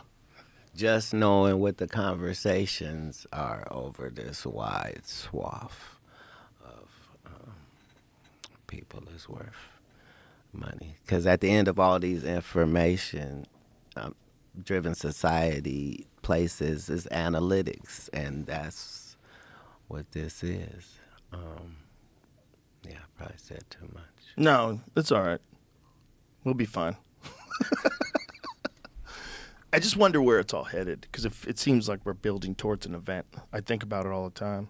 It seems like it's not. It's time to get a bunker. It seems like it might be a good time to get a bunker, or at least a supply of water. Well, here's the thing.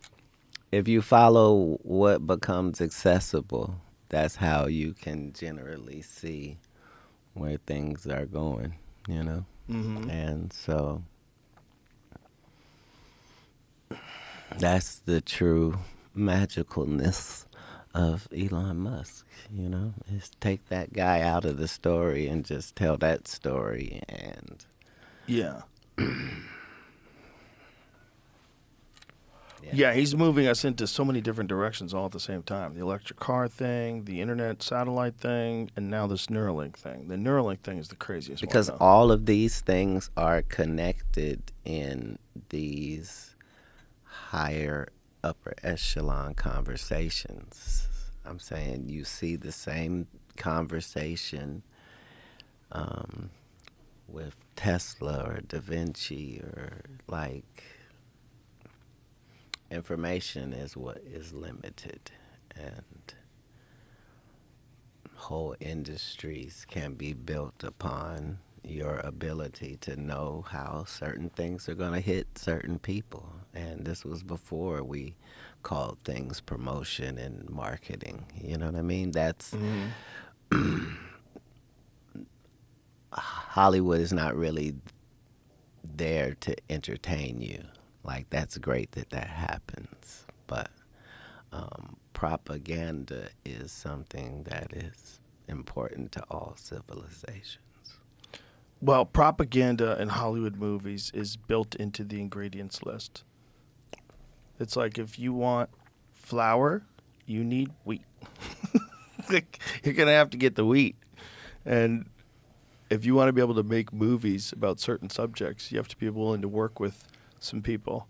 That, you know, it would be nice if you made it so that this is what we're trying to accomplish, and this is showing the negative side of this other society, and this is and this is our hero. This is our hero who's going to go do America's bidding and go over there, and you're like, okay. And those movies are successful, and so they continue this relationship, and you become a bit of a propaganda arm for the government, and in turn, they don't fuck with you. Right. But that's what makes information so powerful, is, you know, you don't care how people feel about the ritual. It's about, does following the ritual work?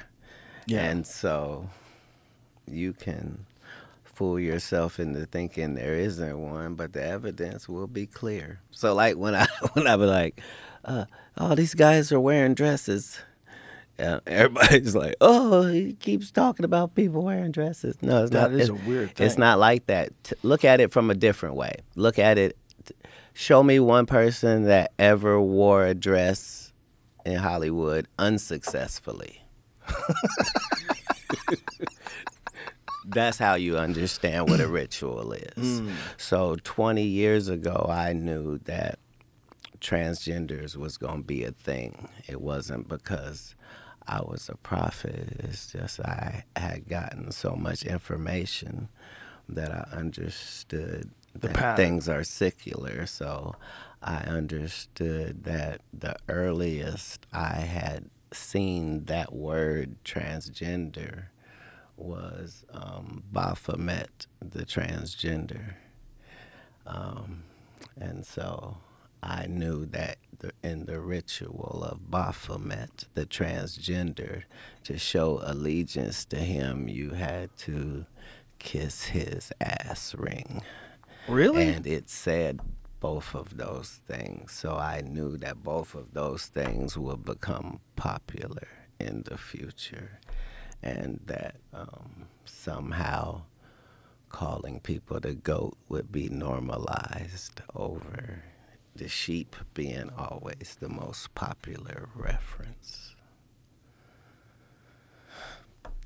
God damn, we got some good weed, Cat. Jesus Christ. This must be the I'm weed trying talk. to figure out how to jump in on that.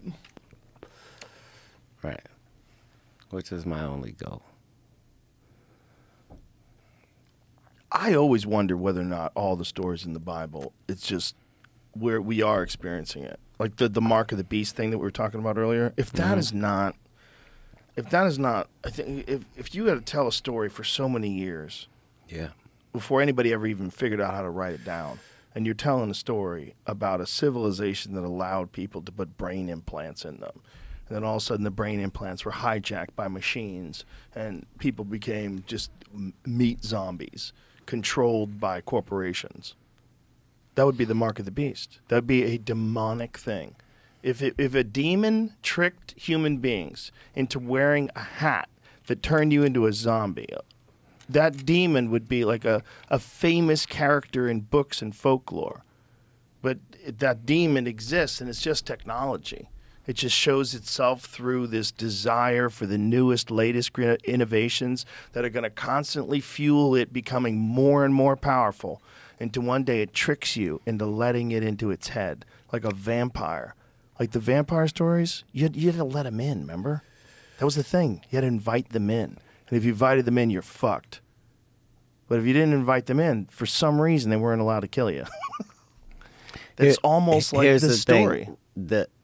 You have to be able to benefit from the zombie. Like, there's no benefit in that taken out of context. Like, if you're making them zombies so that they can mine for you, then there's a story of that over there. Like that's the whole thing, is when you look at these ancient writings, they're not saying like, yeah, so he was from another world, and we had to bring him our kids, and he would eat them in front of us. Like, they're not telling those stories. They're saying, like, agriculture and knowledge, literature and cosmology. Right. Explain the origin of life. Yeah. Like, show the double helix DNA. To a fault. Yeah. Nobody's saying anything outside of mathematic parameters.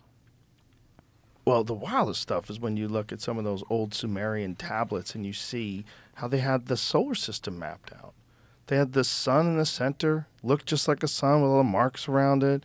It had Venus where it should be, Jupiter where it should be, Uranus where it should be. They were all in the right spots. It's crazy. Like the Ethiopian 6,000 tribe have the same. Yeah, that's what I'm saying. crazy. Like, no, Crazy. it's not. Yeah, but there is no craziness. All right. Everything lines up.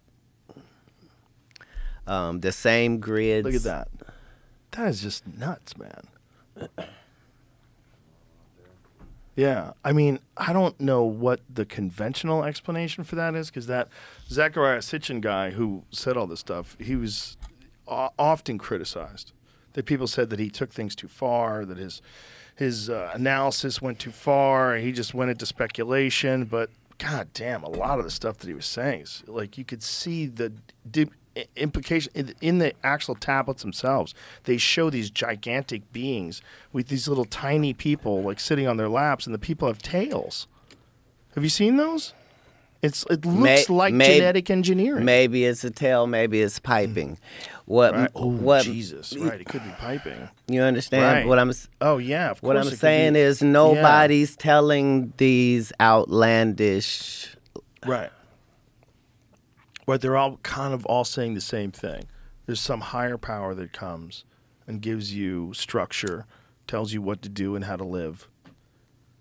And every society has Information. information. That's what they it. give you. They give you information. Yeah. every story, every civilization, Yep. every time. Yep. Yeah, that's it. And that's what we're all thirsty for. Right. You know? And what Well, people we're aren't- thirsty to monetize. That's too. But also humans individually are thirsty for information. We always want information. We want gossip, we want news, we want bullshit, we want science. Especially if you have an appetite for, you know, things that make you think. There's so much information that people are just constantly consuming. There's bullshit information like TikTok and nonsense that just passes you by. But there's still... Yeah, but none of that stuff is nonsense. Well, it's not all nonsense. What it is It's just another something offshoot. to get your attention. Right. Yeah. Which is what all of this is about. Mm-hmm. From the Roman Colosseums Yep. to, it doesn't matter, Yeah, the Roman King Colosseums. Arthur's court time, like... That's the first viral videos, right? Like that's, Right. Like, They would tell viral stories. yeah, this is all about this experience of being a human being in this amount of time. Yeah. And interaction between other people who have done this thing you're doing. Yeah. And in the middle of you doing it, you realize you only have a certain amount of time.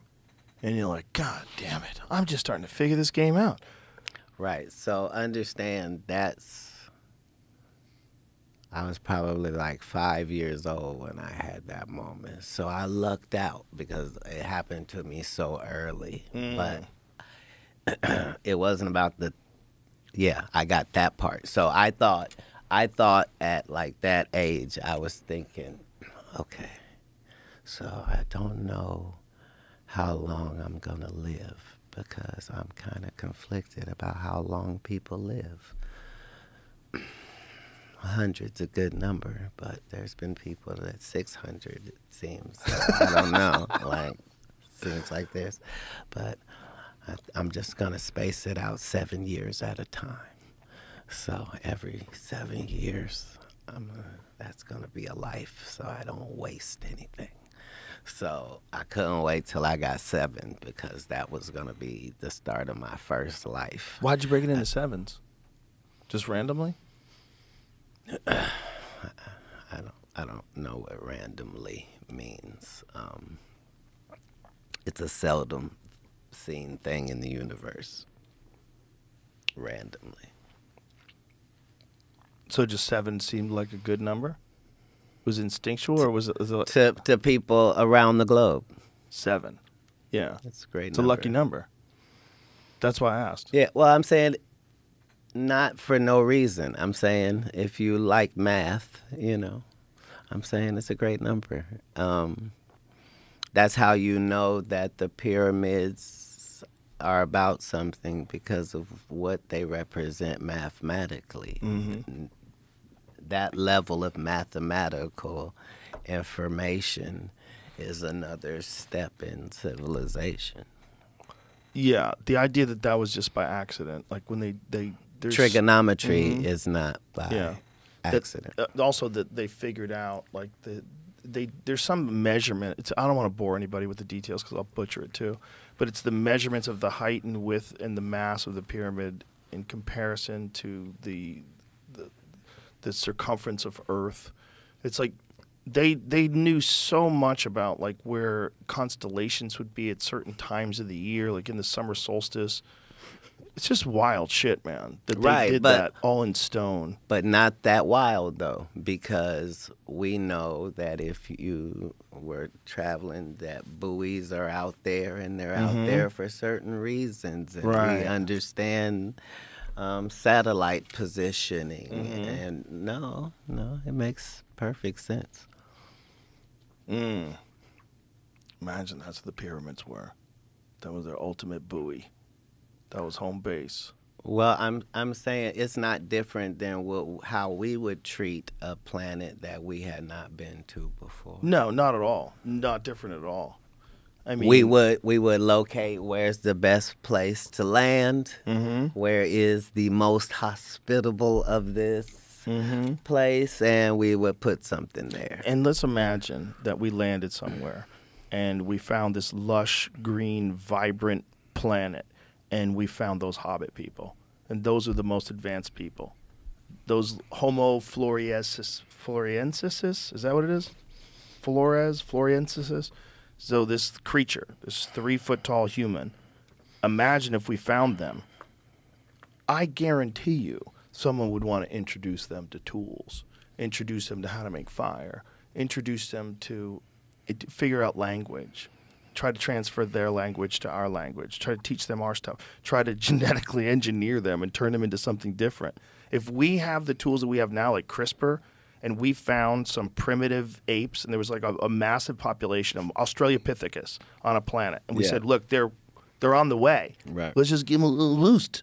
Just give them a little boost. Right. And that's what the but people not think. too much. Not too much. And that's what you see with all of the UFO stories is they keep popping up in these times when we as a civilization are getting ready to F it up in real time. In real time. Yeah. You know, that's like my comedy club. That's why I named the mothership. rooms. I named the rooms Fat Man and Little Boy. Oh. Because the UFOs started coming after the big bombs.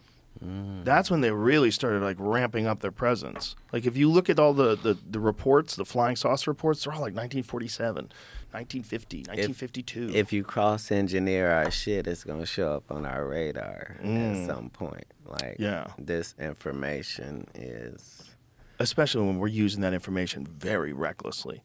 Wild. Just even in the Bible story, the Tower of Babel. Right. Yeah. This story is that, you know, with everybody speaking the same language, it intensified shit getting done. Yeah. And they could do stuff that was hazardous. I think they're very close to being able to translate language instantaneously in real time. Because they can do it right now with Samsung phones. They have the new Galaxy S24 Animals Ultra. are doing it worldwide.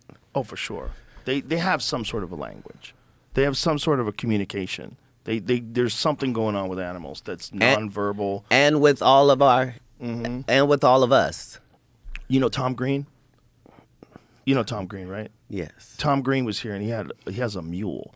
And he said that you have like a connection with that animal where you know you want to go left, and you start like looking left, and that thing starts going left. He goes, it's really crazy. It's spooky.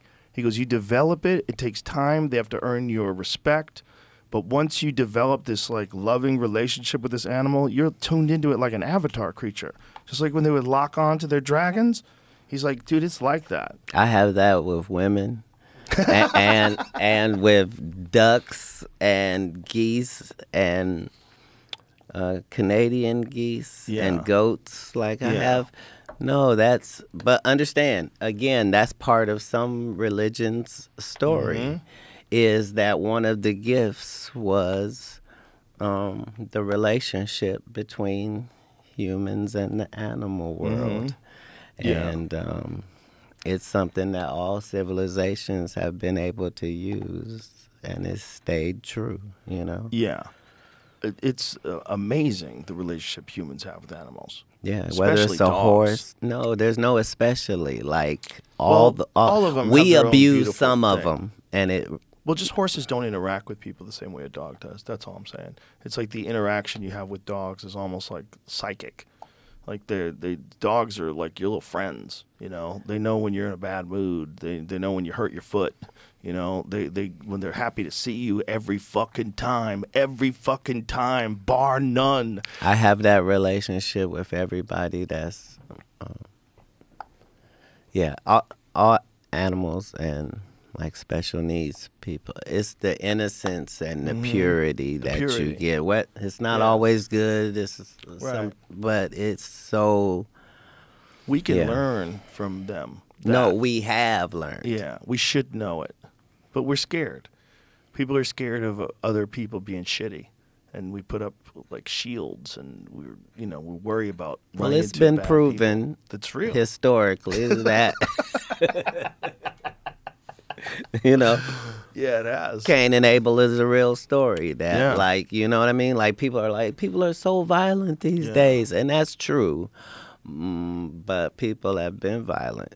Like, there was this point where humankind learned that they could take a life, and it changed things. You know. Well, especially take a life quickly, with like when they figured out swords and bows and arrows and shit.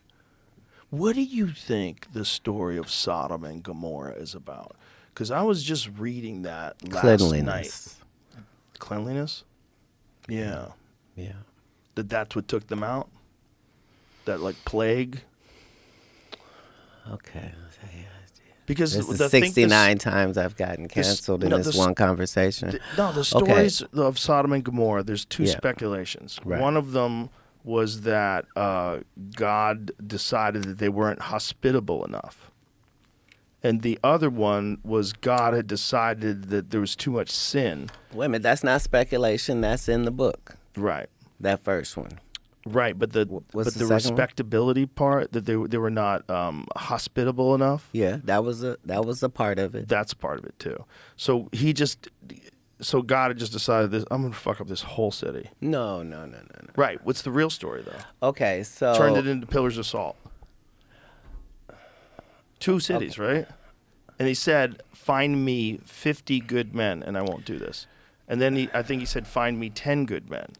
Okay, so this story is generally used to say that God doesn't like homosexuals. This is the story that highlights that. Okay, so it's not just sin. It's not just because sodomy is even technically like oral sex. The meaning of that word comes from Sodom and Gomorrah. Right. Right. So that's why I said it includes a lot of things people think is deviant sex. Yo, I gotta piss so bad. Can we come back to this? Sodom and Gomorrah. Come back to this. I would love that. Okay, let's take a look. Sodom and Gomorrah. Yeah. So it tells several stories, but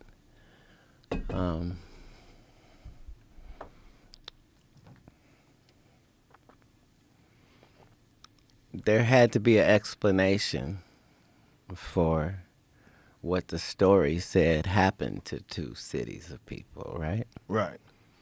There had to be a reason to tell that story. Most likely. To tell this story, it requires all of those people to really have been killed in those circumstances. And the historical evidence shows us that something like that happened. Like, those 2 cities really did exist. Do we know where Sodom and Gomorrah was? Are you kidding? I know a guy who will pull that information up so fast and put it on a screen. Young Jamie? Like, is there speculation his as to what part? His sidekick is awake now. You're going to see the best part of him when Carl wakes up. Carl's awake now. He's a 3:30 waker. Right. As we all would be if we were in charge of our schedules. Yeah, probably. What do they think that it? Like, is there real speculation as to where it was? Mm-hmm. Where do they think it was? It's not speculation. A lot of these places just changed names. Like, they used to be called this, and then they later were called something else. But like Iraq used to be Sumer. Right. Yeah. Like, these are literal places that you can find on the real map. That was a part of that biblical rabbit hole I was telling you about. Is just seeing my only concern is, how do these ancient Islamic, Judea, how do you say that, those 3 that exist, that all religion is built on, Judeo-Christian, Islamic, that whole belief system of how that operates, right? So you see they have question marks here, right? Only because they know that there were cities there. So they have wreckage there? Like, for example, if everybody in Gaza talks about going there, it exists. If everybody in Hebron has family members that live there, it exists. If everybody, we know that. So they think that was right near the Dead Sea.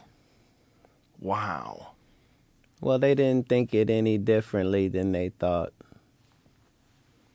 Tal al-Hammam, if I'm pronouncing that correct. Like, these were places, like, people throughout history, if you show any body of water, those are always hot spots. Water is its own commodity and currency at all points, and that was the Dead Sea. But that's everywhere. Was the Dead Sea always the Dead Sea? Because, goddamn, there's so much interesting stuff that came from that part of the world. That's where they found the Dead Sea But a lot of Scrolls. the stuff that was supposed to be unbelievable was all based on something real. Like, right, how long was it the Dead Sea? Long before they knew what high salt content was. Right. Or they might have called it high salt content sea. But what they were trying to say is stuff's not growing here. Okay? Don't come here as a fishing spot. Right? But it's a good spot to gather salt, which at that point in time was as valuable as anything on earth. Salt, they'd go to war for salt. Salt allowed people to preserve their food. Salt was insanely valuable. Understand the whole portions, because at the end of the day, for all people, it comes down to quality of life. So the jump that was made between people eating food that you had to kill yourself catching just so that you could put it over something hot so that you could get it where you could eat it, and eating it like you, that experience to seasoning your food and, having it order from the best place because they eating too much spaghetti so you get fat.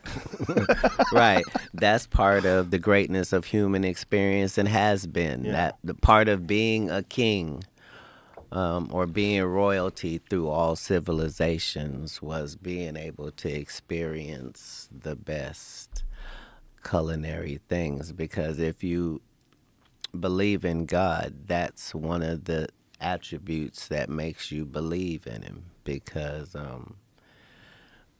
every vegetable, let's say, that you would have, when it gets to the point where it would spoil and it would be useless and you'd have to throw it away, it becomes worth more money. Because it's compost. No. So, what do you mean? Like, if you have potatoes, right? And so you have potatoes, but now you got too many potatoes. You could get vodka from that. And if you have too much rice, you could get sake from that. And if you got too much wheat and barley, you can get. And if you, everything that you could have too much of, we got too many grapes, you could get wine with that. That's why alcohol is called spirits, because it's literally a gift from God. Just something that's just for your milk. Once it's going bad, that's where cheese comes in. Like, whatever it is you would be having as a commodity, grapes to raisins, wherever, like, this is why we believe mathematically, because of the certain things that are just done for the enjoyment of So you think there's a reason why all these things exist, why like rotting fruit can become alcohol, alcohol can put you in a different state of mind. All of it is connected together so that you discover it and figure it out. Unless you can figure out the benefit that a mushroom gets for being hallucinogenic. Or the frog, that's the special ones, what special benefit did that frog get from that? Right. Why is a frog making DMT? Is he living a better life as a frog? Does he live under Right. the effects residually of... Constantly carrying around DMT. Right. Right. Right. Well, they secrete it when they're scared, right? Isn't that the whole idea? That you take them and you rub them on a windshield? It's and it dries weaponized out? from the beginning. Yeah. Right. Right.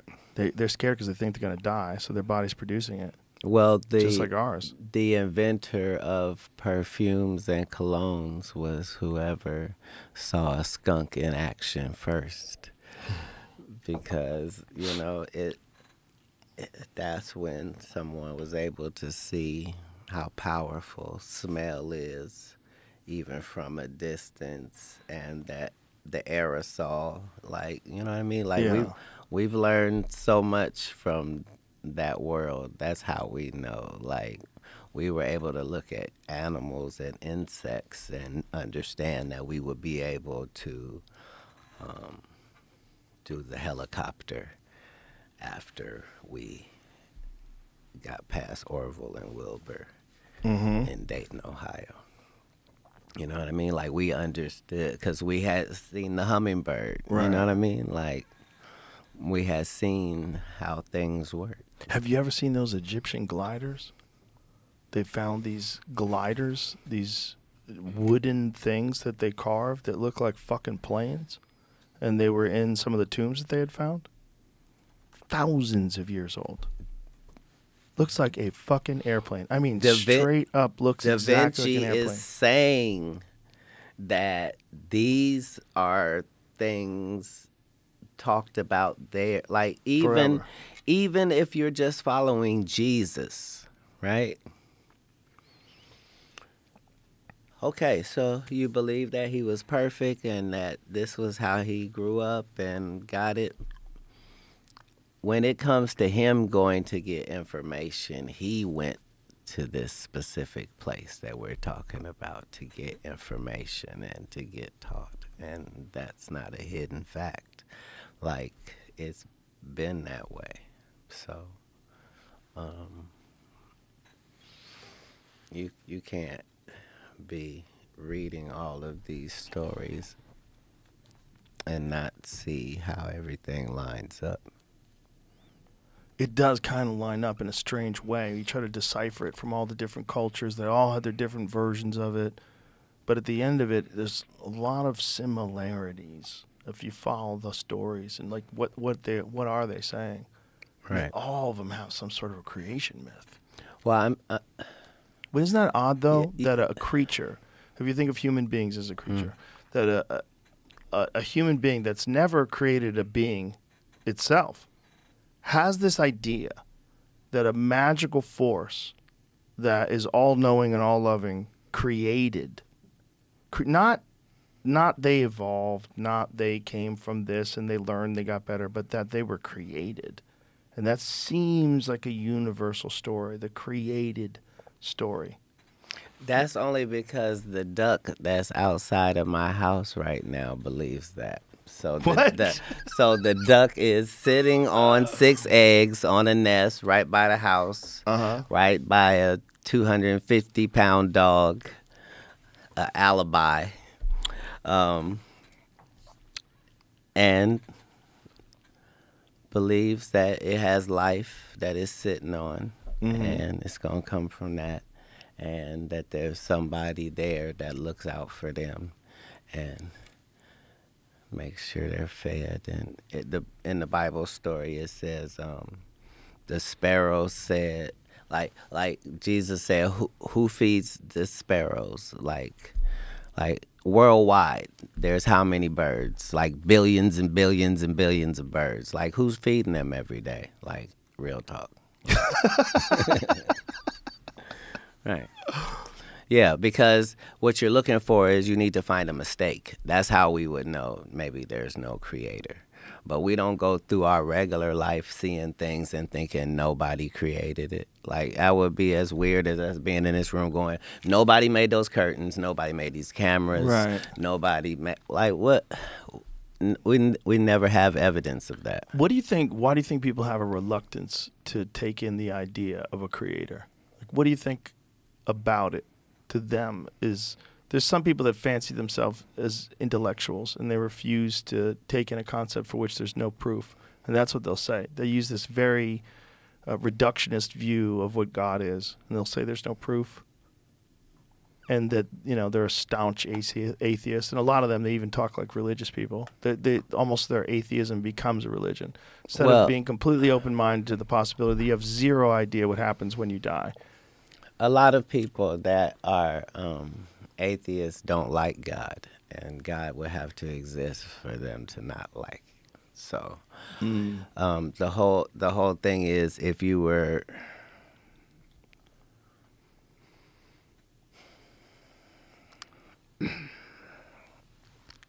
to believe in the Big Bang, you would have to believe that had happened several times throughout history, just because that's what we've seen from everything that's been created.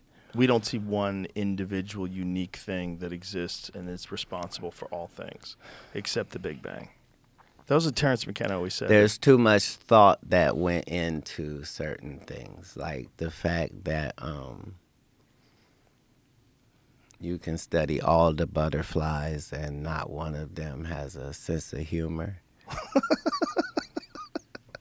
You know what I mean? But me and you do. And like it goes for all humans. If universally, if we see somebody trip and fall, we all laugh no matter what our back. Like there are certain like there's that. I'm trying to think of what the reasons are to not believe, but I can't remember what they are because it doesn't line up with anything. Like and we would have had to have gone in space and there'd be no other planets, just this one. Just that's it. For this story to make sense universally. Like we're at a terrible time in history to say, oh, we don't believe in people from outer space when we can go to outer space. Like it's almost asinine to try to make both of those make sense. And to think that there's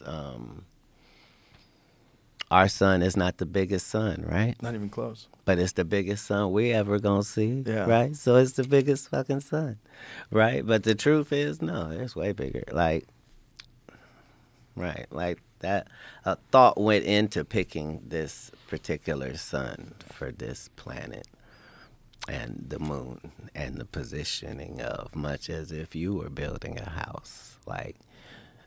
You would put particulars in like Kid Rock, to make sure that throughout the time period of history, you put a stamp and a mark on it. Right. Right? Yeah. That's why if you were extraterrestrial, let's say, and you were going to build one building on this planet, it would be the pyramids. 100%. Like most people don't even understand that there was a whole outer covering on that thing and gold cap at gold the top. cap, Like smooth it was limestone. it was a planetary monument. Yeah. Right. You might be right. It makes more sense than the idea that these people pushed those things into place and then got them hundreds of miles out of the mountain with ropes. Shut the fuck up. Throughout history, we have not done things that did not profit us, and not 150 years from now. Right. Now. Right. Now, always. All through history. Right. So to be thinking that this particular civilization, oh, you know what we all care about? When he gonna die. I dedicate my life to when he gonna die. I'm gonna die while Yeah. No, history doesn't say that in any way. It's also the sheer mass. 3,200,000 stones in the Great Pyramid. That is so much mass. All of the wonders of the world are truly that. Yeah. Yeah. Yeah, there's a bunch of them too, man. The wild shit that they're digging out of Turkey is nuts too. That's the Göbekli Tepe place where they found 12,000-year-old structures back at the time when they thought people were just using sticks and stones. And hunter-gatherers. No, they had because the stone. whole time they were saying that it was there. Yep. But understand, these are the things worthy of a war, just so you know. Worthy of a war. Yeah. You see what I'm saying? All throughout history, like, you know what I mean? Yeah. That's the only thing a rational person can take from Hitler's story, is being able to see what if you had unlimited resource and ability to just follow global rabbit holes. You find out that most stuff that is labeled BS is not BS. BS is very hard to come by. Well, the Hitler thing is real weird because the Nazis are really into the occult. At some point in the information process, that was required. So It was required to be into the occult.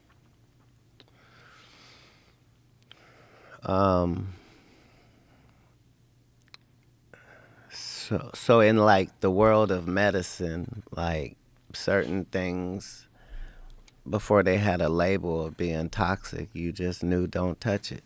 Like, you know what I mean? You didn't know what it was good for. But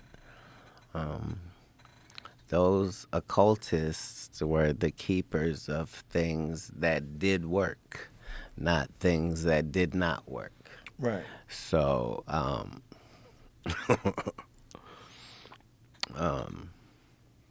but throughout history, that whole process of thinking, anything that could fall into the alchemy conversation was seen as occult-based. It meant doing something unnatural. So even like the blacksmith was considered a part of that world through most of history. Really? Because he had an unnatural relationship with elements. He was able to take this and turn it into things. Forged steel. Yeah. Oh, that makes sense. Yeah. I always wondered, like, at the heart of alchemy. All processes that are discussed at these pyramids and all, because they're all processes. Yeah. I've always wondered if alchemy is trying to regain lost knowledge. Like if at one point in time they did know how to just make metals. They did know how to create elements. They did know how to change lead into gold or whatever the fuck they wanted to do. That's what this whole line consisted of. Yeah. But it required money and time, and all royalty, all kings, all great leaders of the world, this is what you paid for, was people that could make things happen. So being able to understand the weather and to then be able to manipulate it in any way possible was valuable all through human history. All the way before we get to the seeding of clouds part. Do you think they had the ability to manipulate weather back then? It'd be wild if they did, if that's what caused the Sahara Desert to emerge. Because all that shit used to be lush tropical rainforest. Imagine if that's humans fucking with cloud seeding. They just ruin it. Well, that wouldn't explain how that has its own environment that's just as valuable. You know what I mean? It goes to further back up what I was telling you about how it seems like somebody put thought into every scenario you might be in. So let's say you lived in one of them deserts and all you had was cactus. Guess what? You could take that cactus and make tequila too. True. Like at every part of the process, like people figure something out. Not the people figure something out. Something is there to be figured out. Right. Right. Right. Well, that's what the indigenous people say about ayahuasca. They said that the plants told them how to make it. The mushrooms told them how to make it. As a person that loves nature, you know that most of your experience in nature is based upon how other things react. You know what I mean? So you don't know that this is poisonous except for the fact that it doesn't look like anything's eating whatever's on here.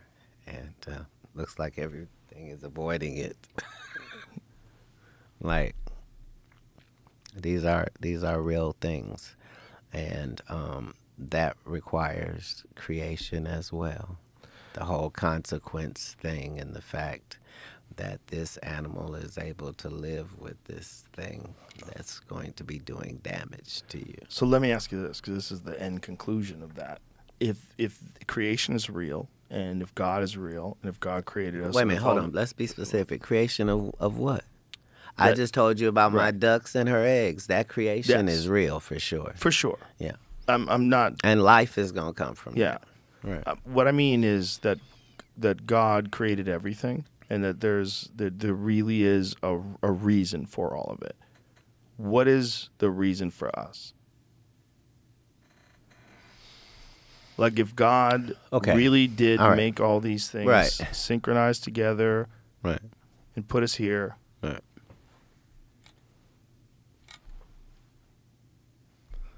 First of all, I'm grateful, even if you're not. I'm very grateful. I'm very grateful. What an experience. Amazing time. Right? And if you take time and space out of things, right? Like,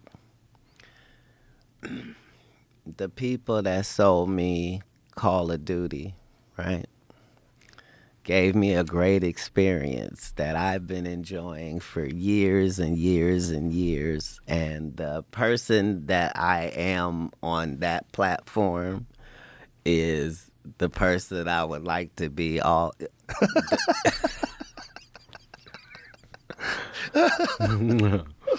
An experience has been delivered. It would be like saying... What was the thinking on somebody making an amusement park? To amuse people so that they could have a full experience and be able to enjoy it. You know that because things happen, like the humor thing that I was telling you about, and health. How important good health is over the opposite of that, and how everything works without you needing to micromanage it. Your heart doesn't require you to count its beats, and what's the percentage of brains that are working perfectly versus the ones that are not? Like, all of the processes needed to run you are just too well done to be thrown away like not important. Because if you learn about it, you'll learn about the whole workings of the universe. And it's like that in too many different places for us to ignore. And the fact that we get a chance to have that experience while at the same time looking at a dog. Right. And understanding that our life is 1 billion times greater than Fido's. And we can make sure Fido has a glorious life. Yeah. And ours is still so magnificent that we are in control of certain things, and that we can not get things right and then get it right, and not know things and then know things, and then, you know, it's a wonderful experience that was created. It is a wonderful experience, and we seem to have by far the most unique one on the planet. We seem very different than everything else. Very different than everything else. Purposely. Even though we're a part of it, purposely. That's why I always wonder. Super efficient. What are we here for? What is the purpose? Is it just to enjoy and be grateful, which is great? Like, one of the things that terrifies people, it's a very interesting concept that terrifies people. People are terrified of living the same life over and over and over again. If you tell people that the journey of your soul is that you will live your life over and over again until you get it right, and one day you'll get it right. In one lifetime, you'll achieve enlightenment. But you're going to go through the same lifetime over and over and over again until you get it right. People are terrified of that. But I say... Right, but that will require a creator, though. Sure it would. But what I'm saying is, why would you be terrified of that when you're not terrified to exist right now? Why are you terrified of existing right now forever? I don't find that terrifying. If you enjoy now. If you enjoy now, now's great. Whenever you die, it's forever. You know what I mean? So I know and have known in my life that I'm going to live forever. I know I'll die, but I know I'm going to live forever until then, and then live beyond that. Yeah. Right. Well, that certainly is a better approach to life in that it gives you comfort. And that's what... No, that's what history shows us. History has shown us that. In what way? That human beings are still here, not because of our wise decision making. Like, nobody's story says that. We've gotten assistance along the way that we needed it, and we have implemented it globally. This is why those one world people exist, because it's a very powerful concept to have and far too lucrative and beneficial to not be attempted. Yeah, I mean, if I was going to run some global power organization, I would try to co-opt every single leader, try to suck them in, offer support, bring them out to wherever the fuck I have my big-ass meetings, fly everybody in private jets, talk about the climate crisis. All organizations have to follow the same rules. Yeah, that's wild. Recruitment is an important facet of all. Like, we have to get some young global leaders.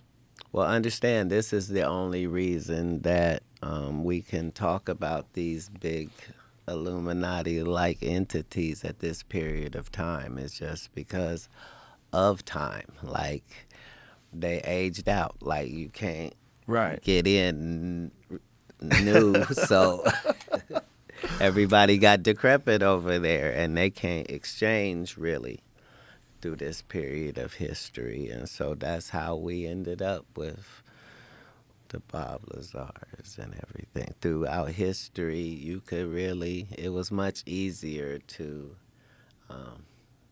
get people to not tell nobody. Right. As part of your job.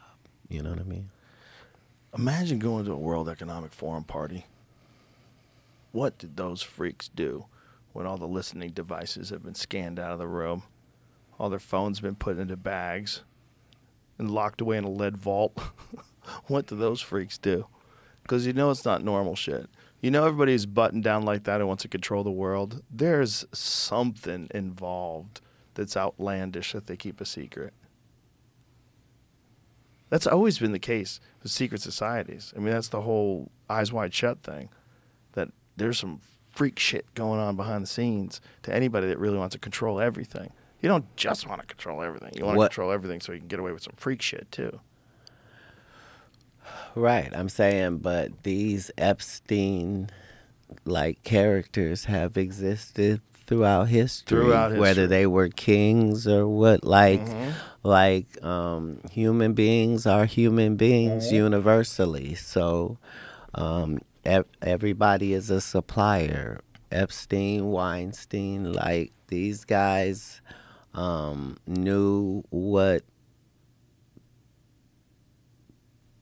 these extremists liked and provided it, and provided the way for you to to have $1 billion and not create a fantasy island type environment has not existed throughout history. Right. Right.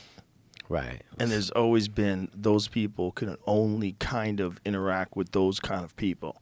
When you reach that certain level of wealth and global success, like you're a Bill Gates type guy, how many guys can Bill Gates hang out with? Bill Gates can't just go bowl and join the bowling team and make friends with the other bowlers.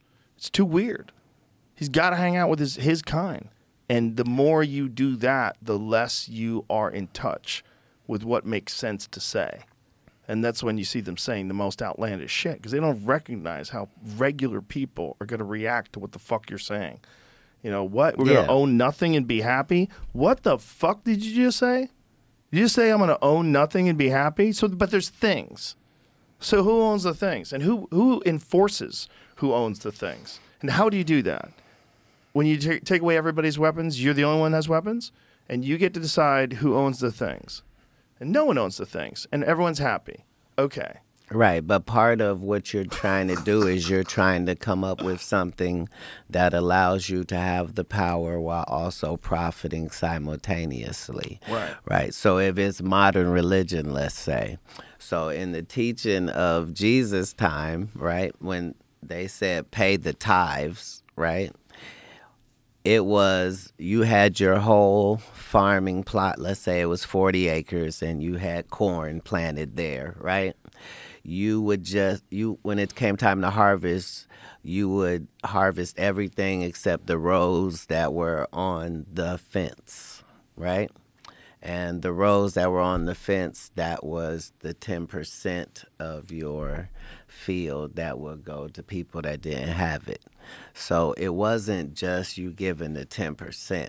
It was also the fact that human nature is if you were going to give people some of your crops, you going to pick out the best crops for you and your family, and then you'll put another pile for the giveaway. You Right. know what I'm saying? Yeah. And this took care of that, where it was all equal, and the person that didn't have to feel like they was a beggar. They could come and pick and see which corn they liked and get. You see what I'm saying? Well, And that's a smart move just for harmony in the community, too. Then people have a vested interest in this farmer being successful with his crop. right. Some of that crop is yours. But the decision to take it from that to God said, give me 10% in this plate is going to make $1 billion a day for 1 billion people. yeah. This is why Tesla has to go. Why? Because not what Tesla is saying about electricity. It's the fact that he's saying this should be free for everybody, Right. everywhere. Yeah, he wanted to have aerial electricity free for everybody like radio waves. And the day that you say that, that's a wrap. it's cheaper to keep her because we make 200 billion a day. Yeah. And we all agree universally you should pay for this, and we'll be in charge of selling it to you.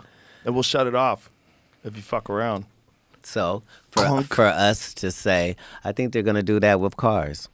Duh. This is how this goes in these 100%. processes. Yeah, that's the conspiracy theorist's biggest fear about electric cars. But it's not just electric cars. We found out it's an OnStar. It's on, I have a Cadillac Escalade. That has an OnStar. So if I'm driving, the government wants to stop me, they could just shut my car off.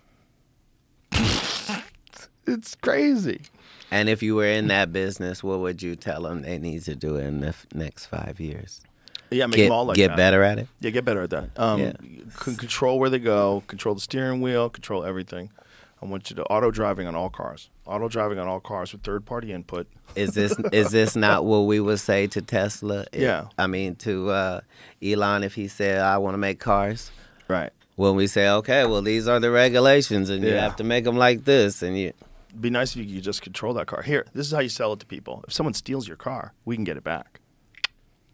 And you go, oh, that's great. Someone steals my car, they can get it back. How are they going to get it back? Well, they control your car. You can make it cheap enough to not be a difficult sell, though, Joe. Yeah, make it cheap. That's what capitalism is about. Yeah. Well, that's also like when you get free internet or free services through Google, right? It's free. But what you're giving up is your data, which is extremely valuable. So they're giving you something. You can now use Google, but now they have all your data, and they're just a big net that mines data. And because of that, they become one of the most powerful entities that's ever existed on Earth. You know, there was a story that we I was trying learned to this from find. fishermen, Yeah. how a net works and how much it's important to get as much in as you possibly can, and that's where analytics live, and Yes. that's where I'm saying this is where the DNA industry is built off of, is the fact of the future. Like at that same point that you're saying that we'll have those cars that do that, they'll be able to predict crime. Oh, yeah. And step in before certain things even need to happen. Or they'll probably instigate you to a certain level of stress that they could indicate that you're about to commit crime, and then they come in and get you. They won't need to. They won't need to be that nefarious, only because some of this stuff we know already. It just requires profiling that we're not comfortable with. Like worldwide, most terrible crimes are committed by this is 73rd time I'm gonna get canceled. Most crime worldwide is done by men with a micro penis, and doctors know who they are. And so at some point, they will be able to just focus where they need to focus, and they would know certain things. And that's where, this is why AI exists. If you're your personal AI, you store your information, you make moves based upon what you've learned. So it's not a difficult process. All through history, they had these oracles and these heads and that gave answers. Right. And this is where that whole occult conversation intersects, is because at the end of the day, information is information, and the universe is built on a yin-yang thing that applies to everybody. And we're slowly getting connected to that oracle, slowly getting sucked into that black hole to the point where it will be inescapable. Right. Yeah. And those old billionaire dudes would love to be in control of all that. Look, what else are you to do with that type of money, Joseph? Buy a bigger yacht. Like- yeah, that's the problem. Right. It's like, what's the next game? What's the real game? As human beings, that's what our expectations are. Yeah. Of Always. Yeah, what can you do? And at the end of the day, no matter how much money you amass, it's only about either how you can help others. And if you do that, you're never going to be fulfilled either, because you're never going to help enough people. And that's going to be your whole thing, is not being able to help enough people and just wishing that you could help more. Right. Or feeling like everybody is a commodity and that's the way these things work, and find out who I'm going to take advantage of and do so. And that's a major part of a lot of things. Like another major pattern that human beings fall into time and time again. Well, the Jewish people are powerful people on this planet, and a lot of that has to do with the process that they have in instilling in their young people a certain amount of information and wherewithal and conversation that does not happen with other cultures, let's say. And that exists only in a few places around the world, but they're always important, especially if you look at things from a non-religious point of view. Again, it goes back to information. At all Yeah. points. I mean, all cultures exchanging informations with each other, and the healthiest cultures are the ones that can Right. both give the most freedom and allow people to innovate. Right. Helping ourselves and others. Uh-huh. Yeah. And the profit and the benefit and the, yeah. Yeah. Yeah, that's part of the process, right? But that's no different than what everybody's religious story says. Like, What do you think ghosts are? You think that's real?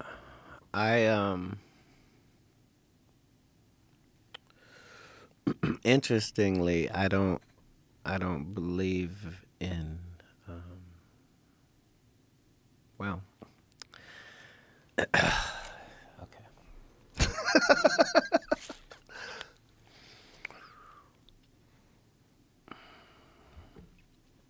You either believe in the natural and the supernatural or you don't. And there are facets to everything.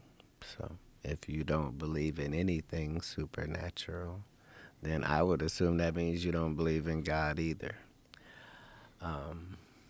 It's like I was telling you earlier. I don't know how you could be a Christian and not believe in extraterrestrials. It's in your book. It says there was a war in heaven and God was fighting Satan and threw him down here. This is taking place. So Also, when you get to the Old Testament, Ezekiel's story. Ezekiel's story is essentially about a UFO encounter. I was really frustrated as a black person that we weren't included more in the Bible, right? And so I felt very good when I found that some of the books of the Bible that were banned because they had black guys in them. Really? What books of the Bible? This is the New Testament? Is this when they were You've heard the book. Constantine? You've heard about the Book of Enoch, right? Yes. Right.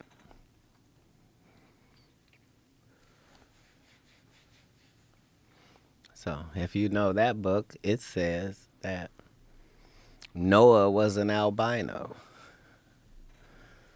I always wondered about like Noah's age.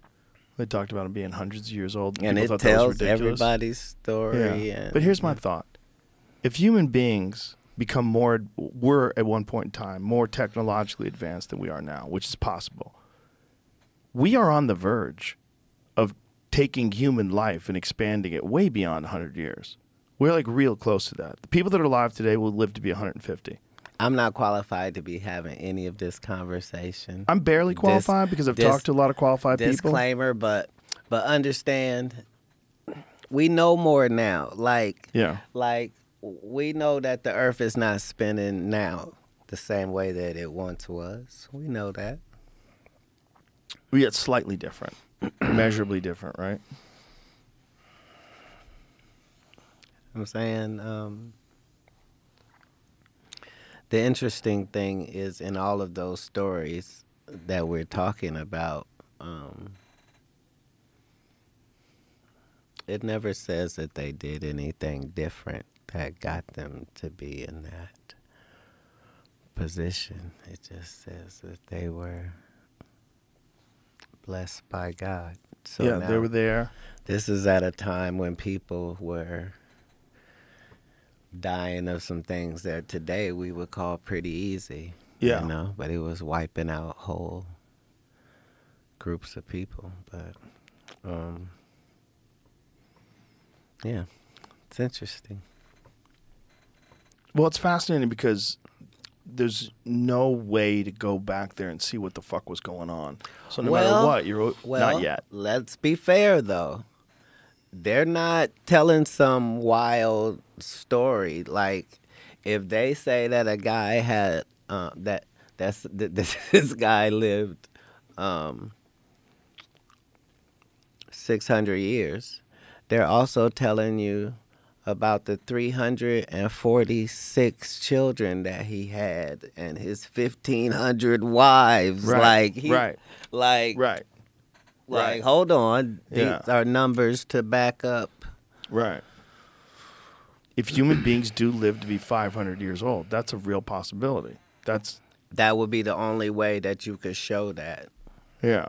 Is by talking about all the wives and all the children, and if you do take what we know now, in terms of like what they are capable of doing now, with human beings and lengthening telomeres, there's a lot of different methodologies that they're using that they believe will extend human life. Use of metformin, NMN, hyperbaric chambers. There's a bunch of different things they're doing. And then there's CRISPR. When they're doing genetic engineering on kids now, and in China they did genetic engineering that would make the children more likely to be brilliant, more likely to be super intelligent. Sir, why are you acting surprised by key components of the breeding process? Right. True. Right. And if we're talking about Friesians, or if we're talking about German Shepherds or Doberman Pinschers, this is perfectly fine, right? Right. For me to say that thanks to these reasons, this dog is the sheer example of the confirmation of the breed, and that his attributes are his intelligence and his loyalty and his... Right. Right. This is all part of You could do that shit in a test tube for your kid. Why wouldn't you do it? That's what I think they're going to start off with normal stuff. It all starts off as normal stuff because it's abnormal. So the first thing you're doing is, okay, so we're in charge of, like, how could you not? How could you not? Is more the question to be had. And that's why in that profession, they're allowed to do certain things and then tell you they're not going to do it no more. Yes. That's a key component to it. We're not going to do that anymore, Katt. We changed our mind. Yeah, if they're telling you that there's no clones, the guy telling you is probably a fucking clone. At this point, I have no doubt that they've made human clones. They've made they've made dog clones. You can get your dog cloned. If your dog's going to die, you can get the DNA from your dog, get a fucking puppy, and it'll be eerily similar to your dog. They think including some personality traits, which is just very bizarre, very Pet Cemetery. Right. But if they can do that, why can't they do that to people? They can. Well, here's the thing. Before this goes off the rails. It's too late. Because there is a God, the bar has been set so insanely high for your clone that you can't really get much usage out of it. So, well, if there is a God and you have a clone, the clone doesn't have a soul because you don't have a soul to give that clone.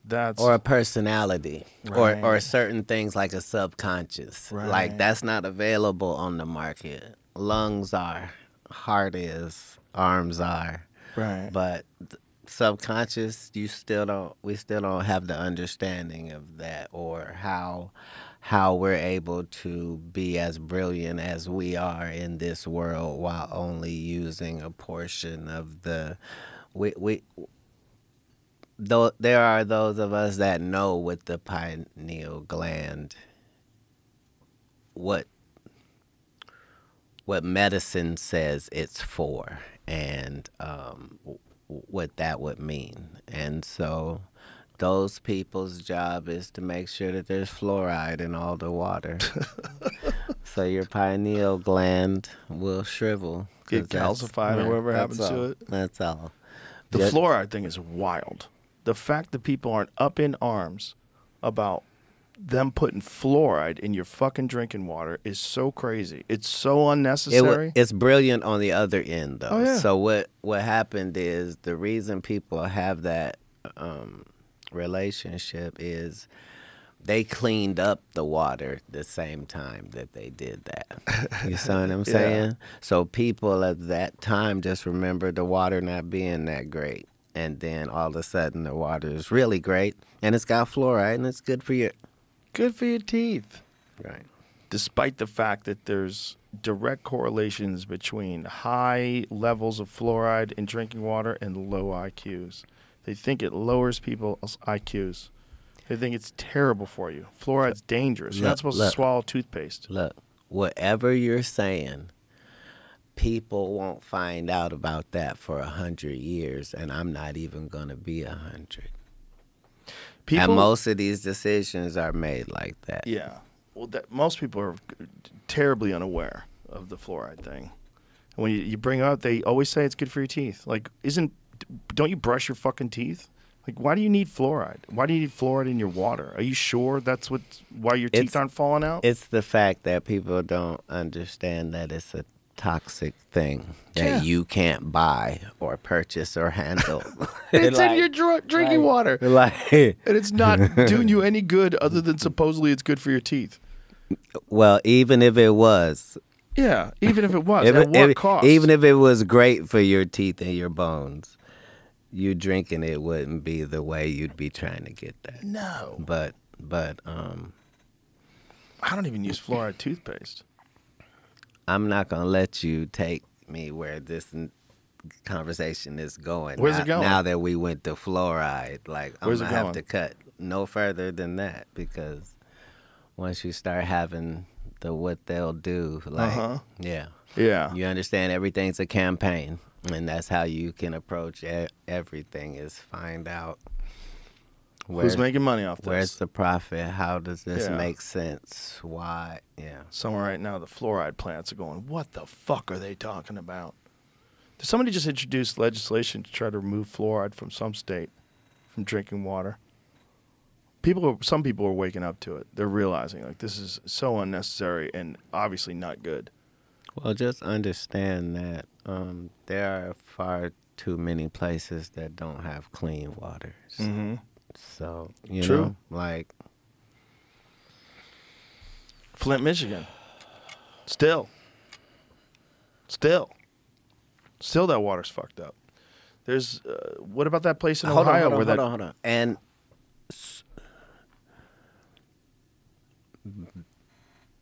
why? Because nobody wants it to be their fault, so nobody will take, like, right. You understand how? Well, even the government. There's plenty of money for Ukraine. Not even. Yeah. Like, exactly.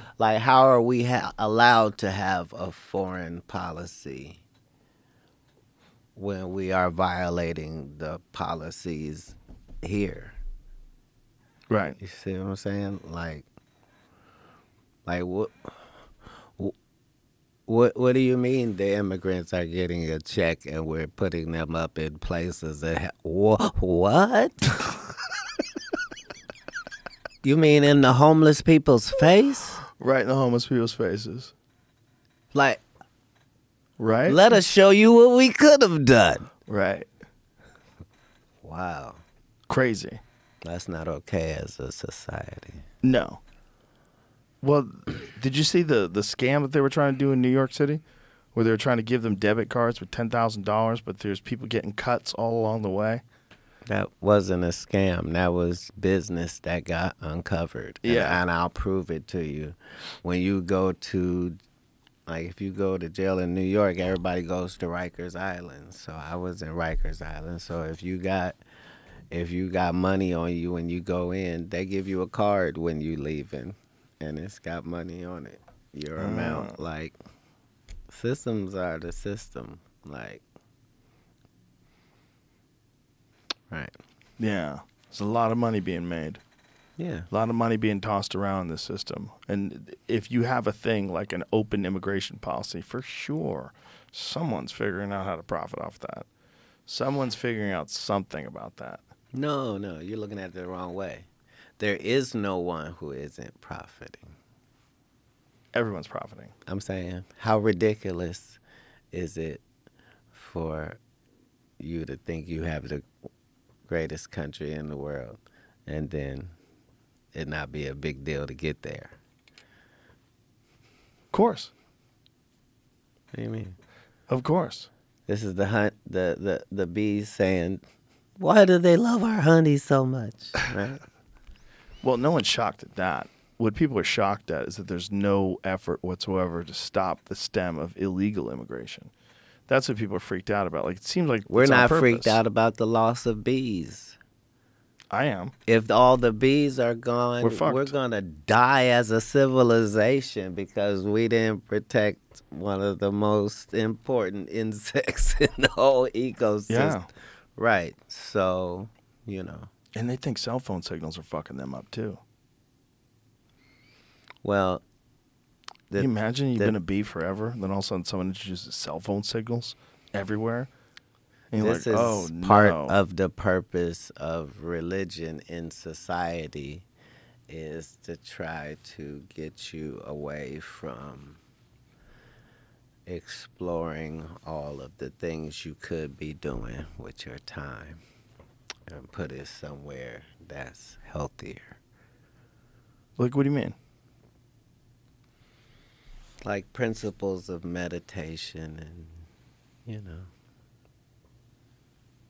believing that you should be trying to do a good job and being nice, you know, because it's not really that profitable, right? But here we are talking about, you know, that's what really would help our country and civilization if we treated the downtrodden better. But the truth is very little money in that. Yeah. There's very little money in that. The truth is that the immigrants that come over here are generally super qualified at something. Yeah, and motivated. And I mean, shit. If yeah. I just walked and here... that's what's made all immigration important. Mm-hmm. It, you know what I mean? Like the Mexican people were the second, they were their own jolt to the civilization of the fact that, yeah, you say, oh, they shouldn't come over, but anybody that comes over willing to work hard and succeed, and those are people you want apart, and they immediately help. Like, you can look at the extremes, of course, but the benefit are astronomical and always have been since Pangea. Yeah, the benefits are great. The side effects are crime. And that's what you have to be careful of, especially when you got organized crime that's coming in to sell fentanyl. You got a lot of that. That's a wild one, because that's propped up by laws. That's propped up by our drug laws. And that puts you in a real complicated situation. Like, do you make drugs legal? Everything legal. The problem is you're going to get a bunch of people that get addicted to drugs that probably wouldn't without that. And then you have to say, is that just part of the process? We have to learn to deal with this new thing that's everywhere and readily available. And how many people are going to try it just because it's legal? Probably quite a few. But at least how many people are not going to die from fentanyl poisoning because they're going to get pure stuff? Probably a lot.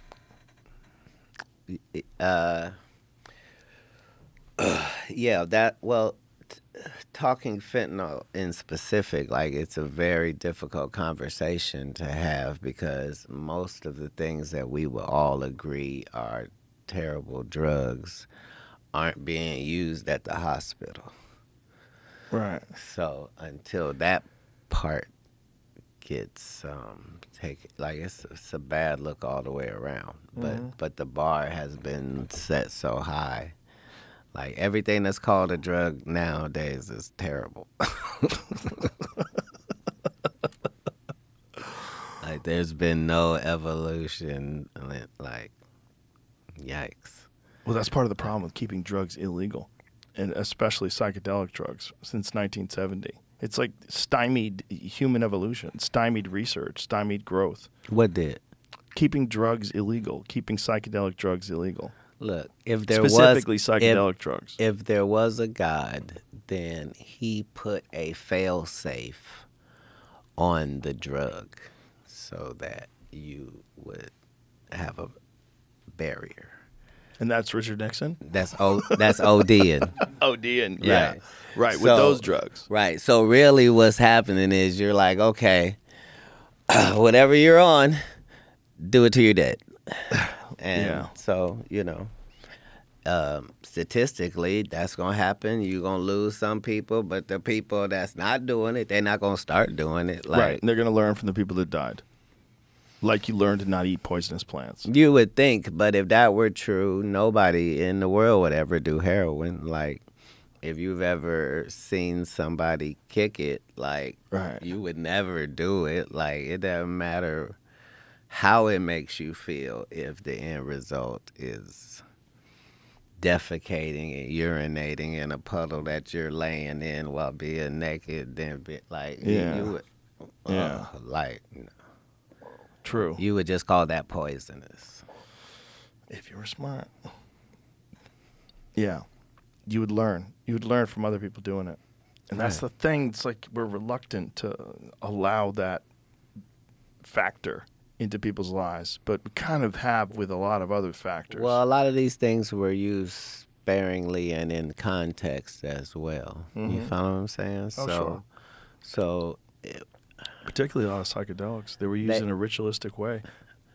but that's like us saying, well, in that cooking show, they were using herbs and spices.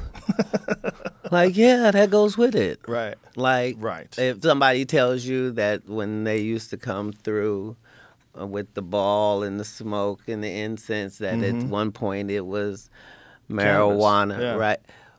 Understand that it was setting the mood of the room. Yeah. Like, Yeah. you know what I mean? Like,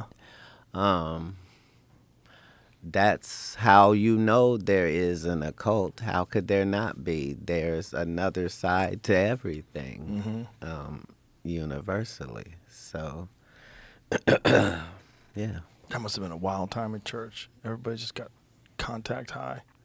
People walking down the aisles with balls filled with marijuana smoke. Well, understand, this is not being consistently done. This is being done. Right. You know what I mean? And so there's no such thing as you getting too much of it. You're not getting enough to do anything except relax. Right. And relax is what you should be Yeah. doing as we discuss what we're discussing. Yeah, it'll humble you a little. Calm you down a little. It'll take the edge off. Yeah. You're take not the edge off. you're not getting enough to have the munchies, and if you do, we'll probably have a little something for I don't know. But I'm saying all throughout history, people have been searching for this connection. And, Yes. and we don't have historically any evidence of any groups of people doing something for no reason. Right. There was a element to this. So when we have the stories of we went in this cave and crazy shit was down there, and like we now know that a lot of that existed. Like the air is not the same down there. Like it might have been a poisonous gas in there, and we Right. know know that these were things that were not known then. So it's just fascinating to see the stories where we are now and to see how advanced they were on these particular subjects. And that time weeded out the BS stories really well. Yeah, there's probably something to all of them. There's probably something to all stories from all cultures. There's a reason why they would want to tell them over and over and over again. Mm-hmm. One of the criteria for it to last over time. Yeah. Like, that's what I understood.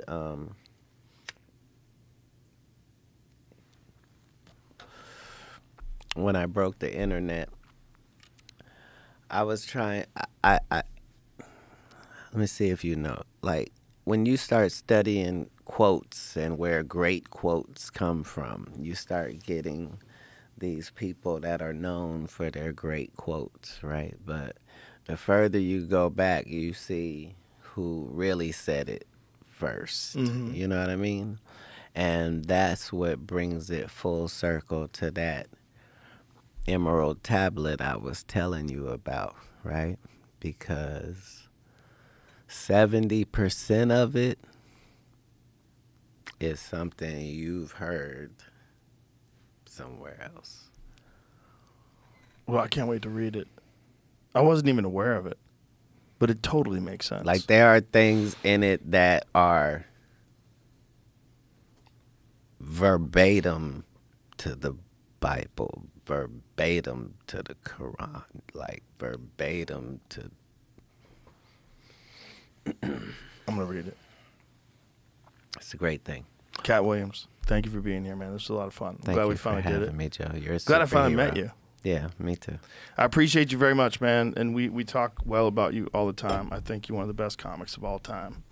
And you know, I think you're a fucking animal, man. You get after it in a way that, like, the energy that you have, I appreciate you very much. Very much. Thank you. So it was a lot of fun. Likewise. Thanks for being here. Thank you for having me. All right. Bye, everybody.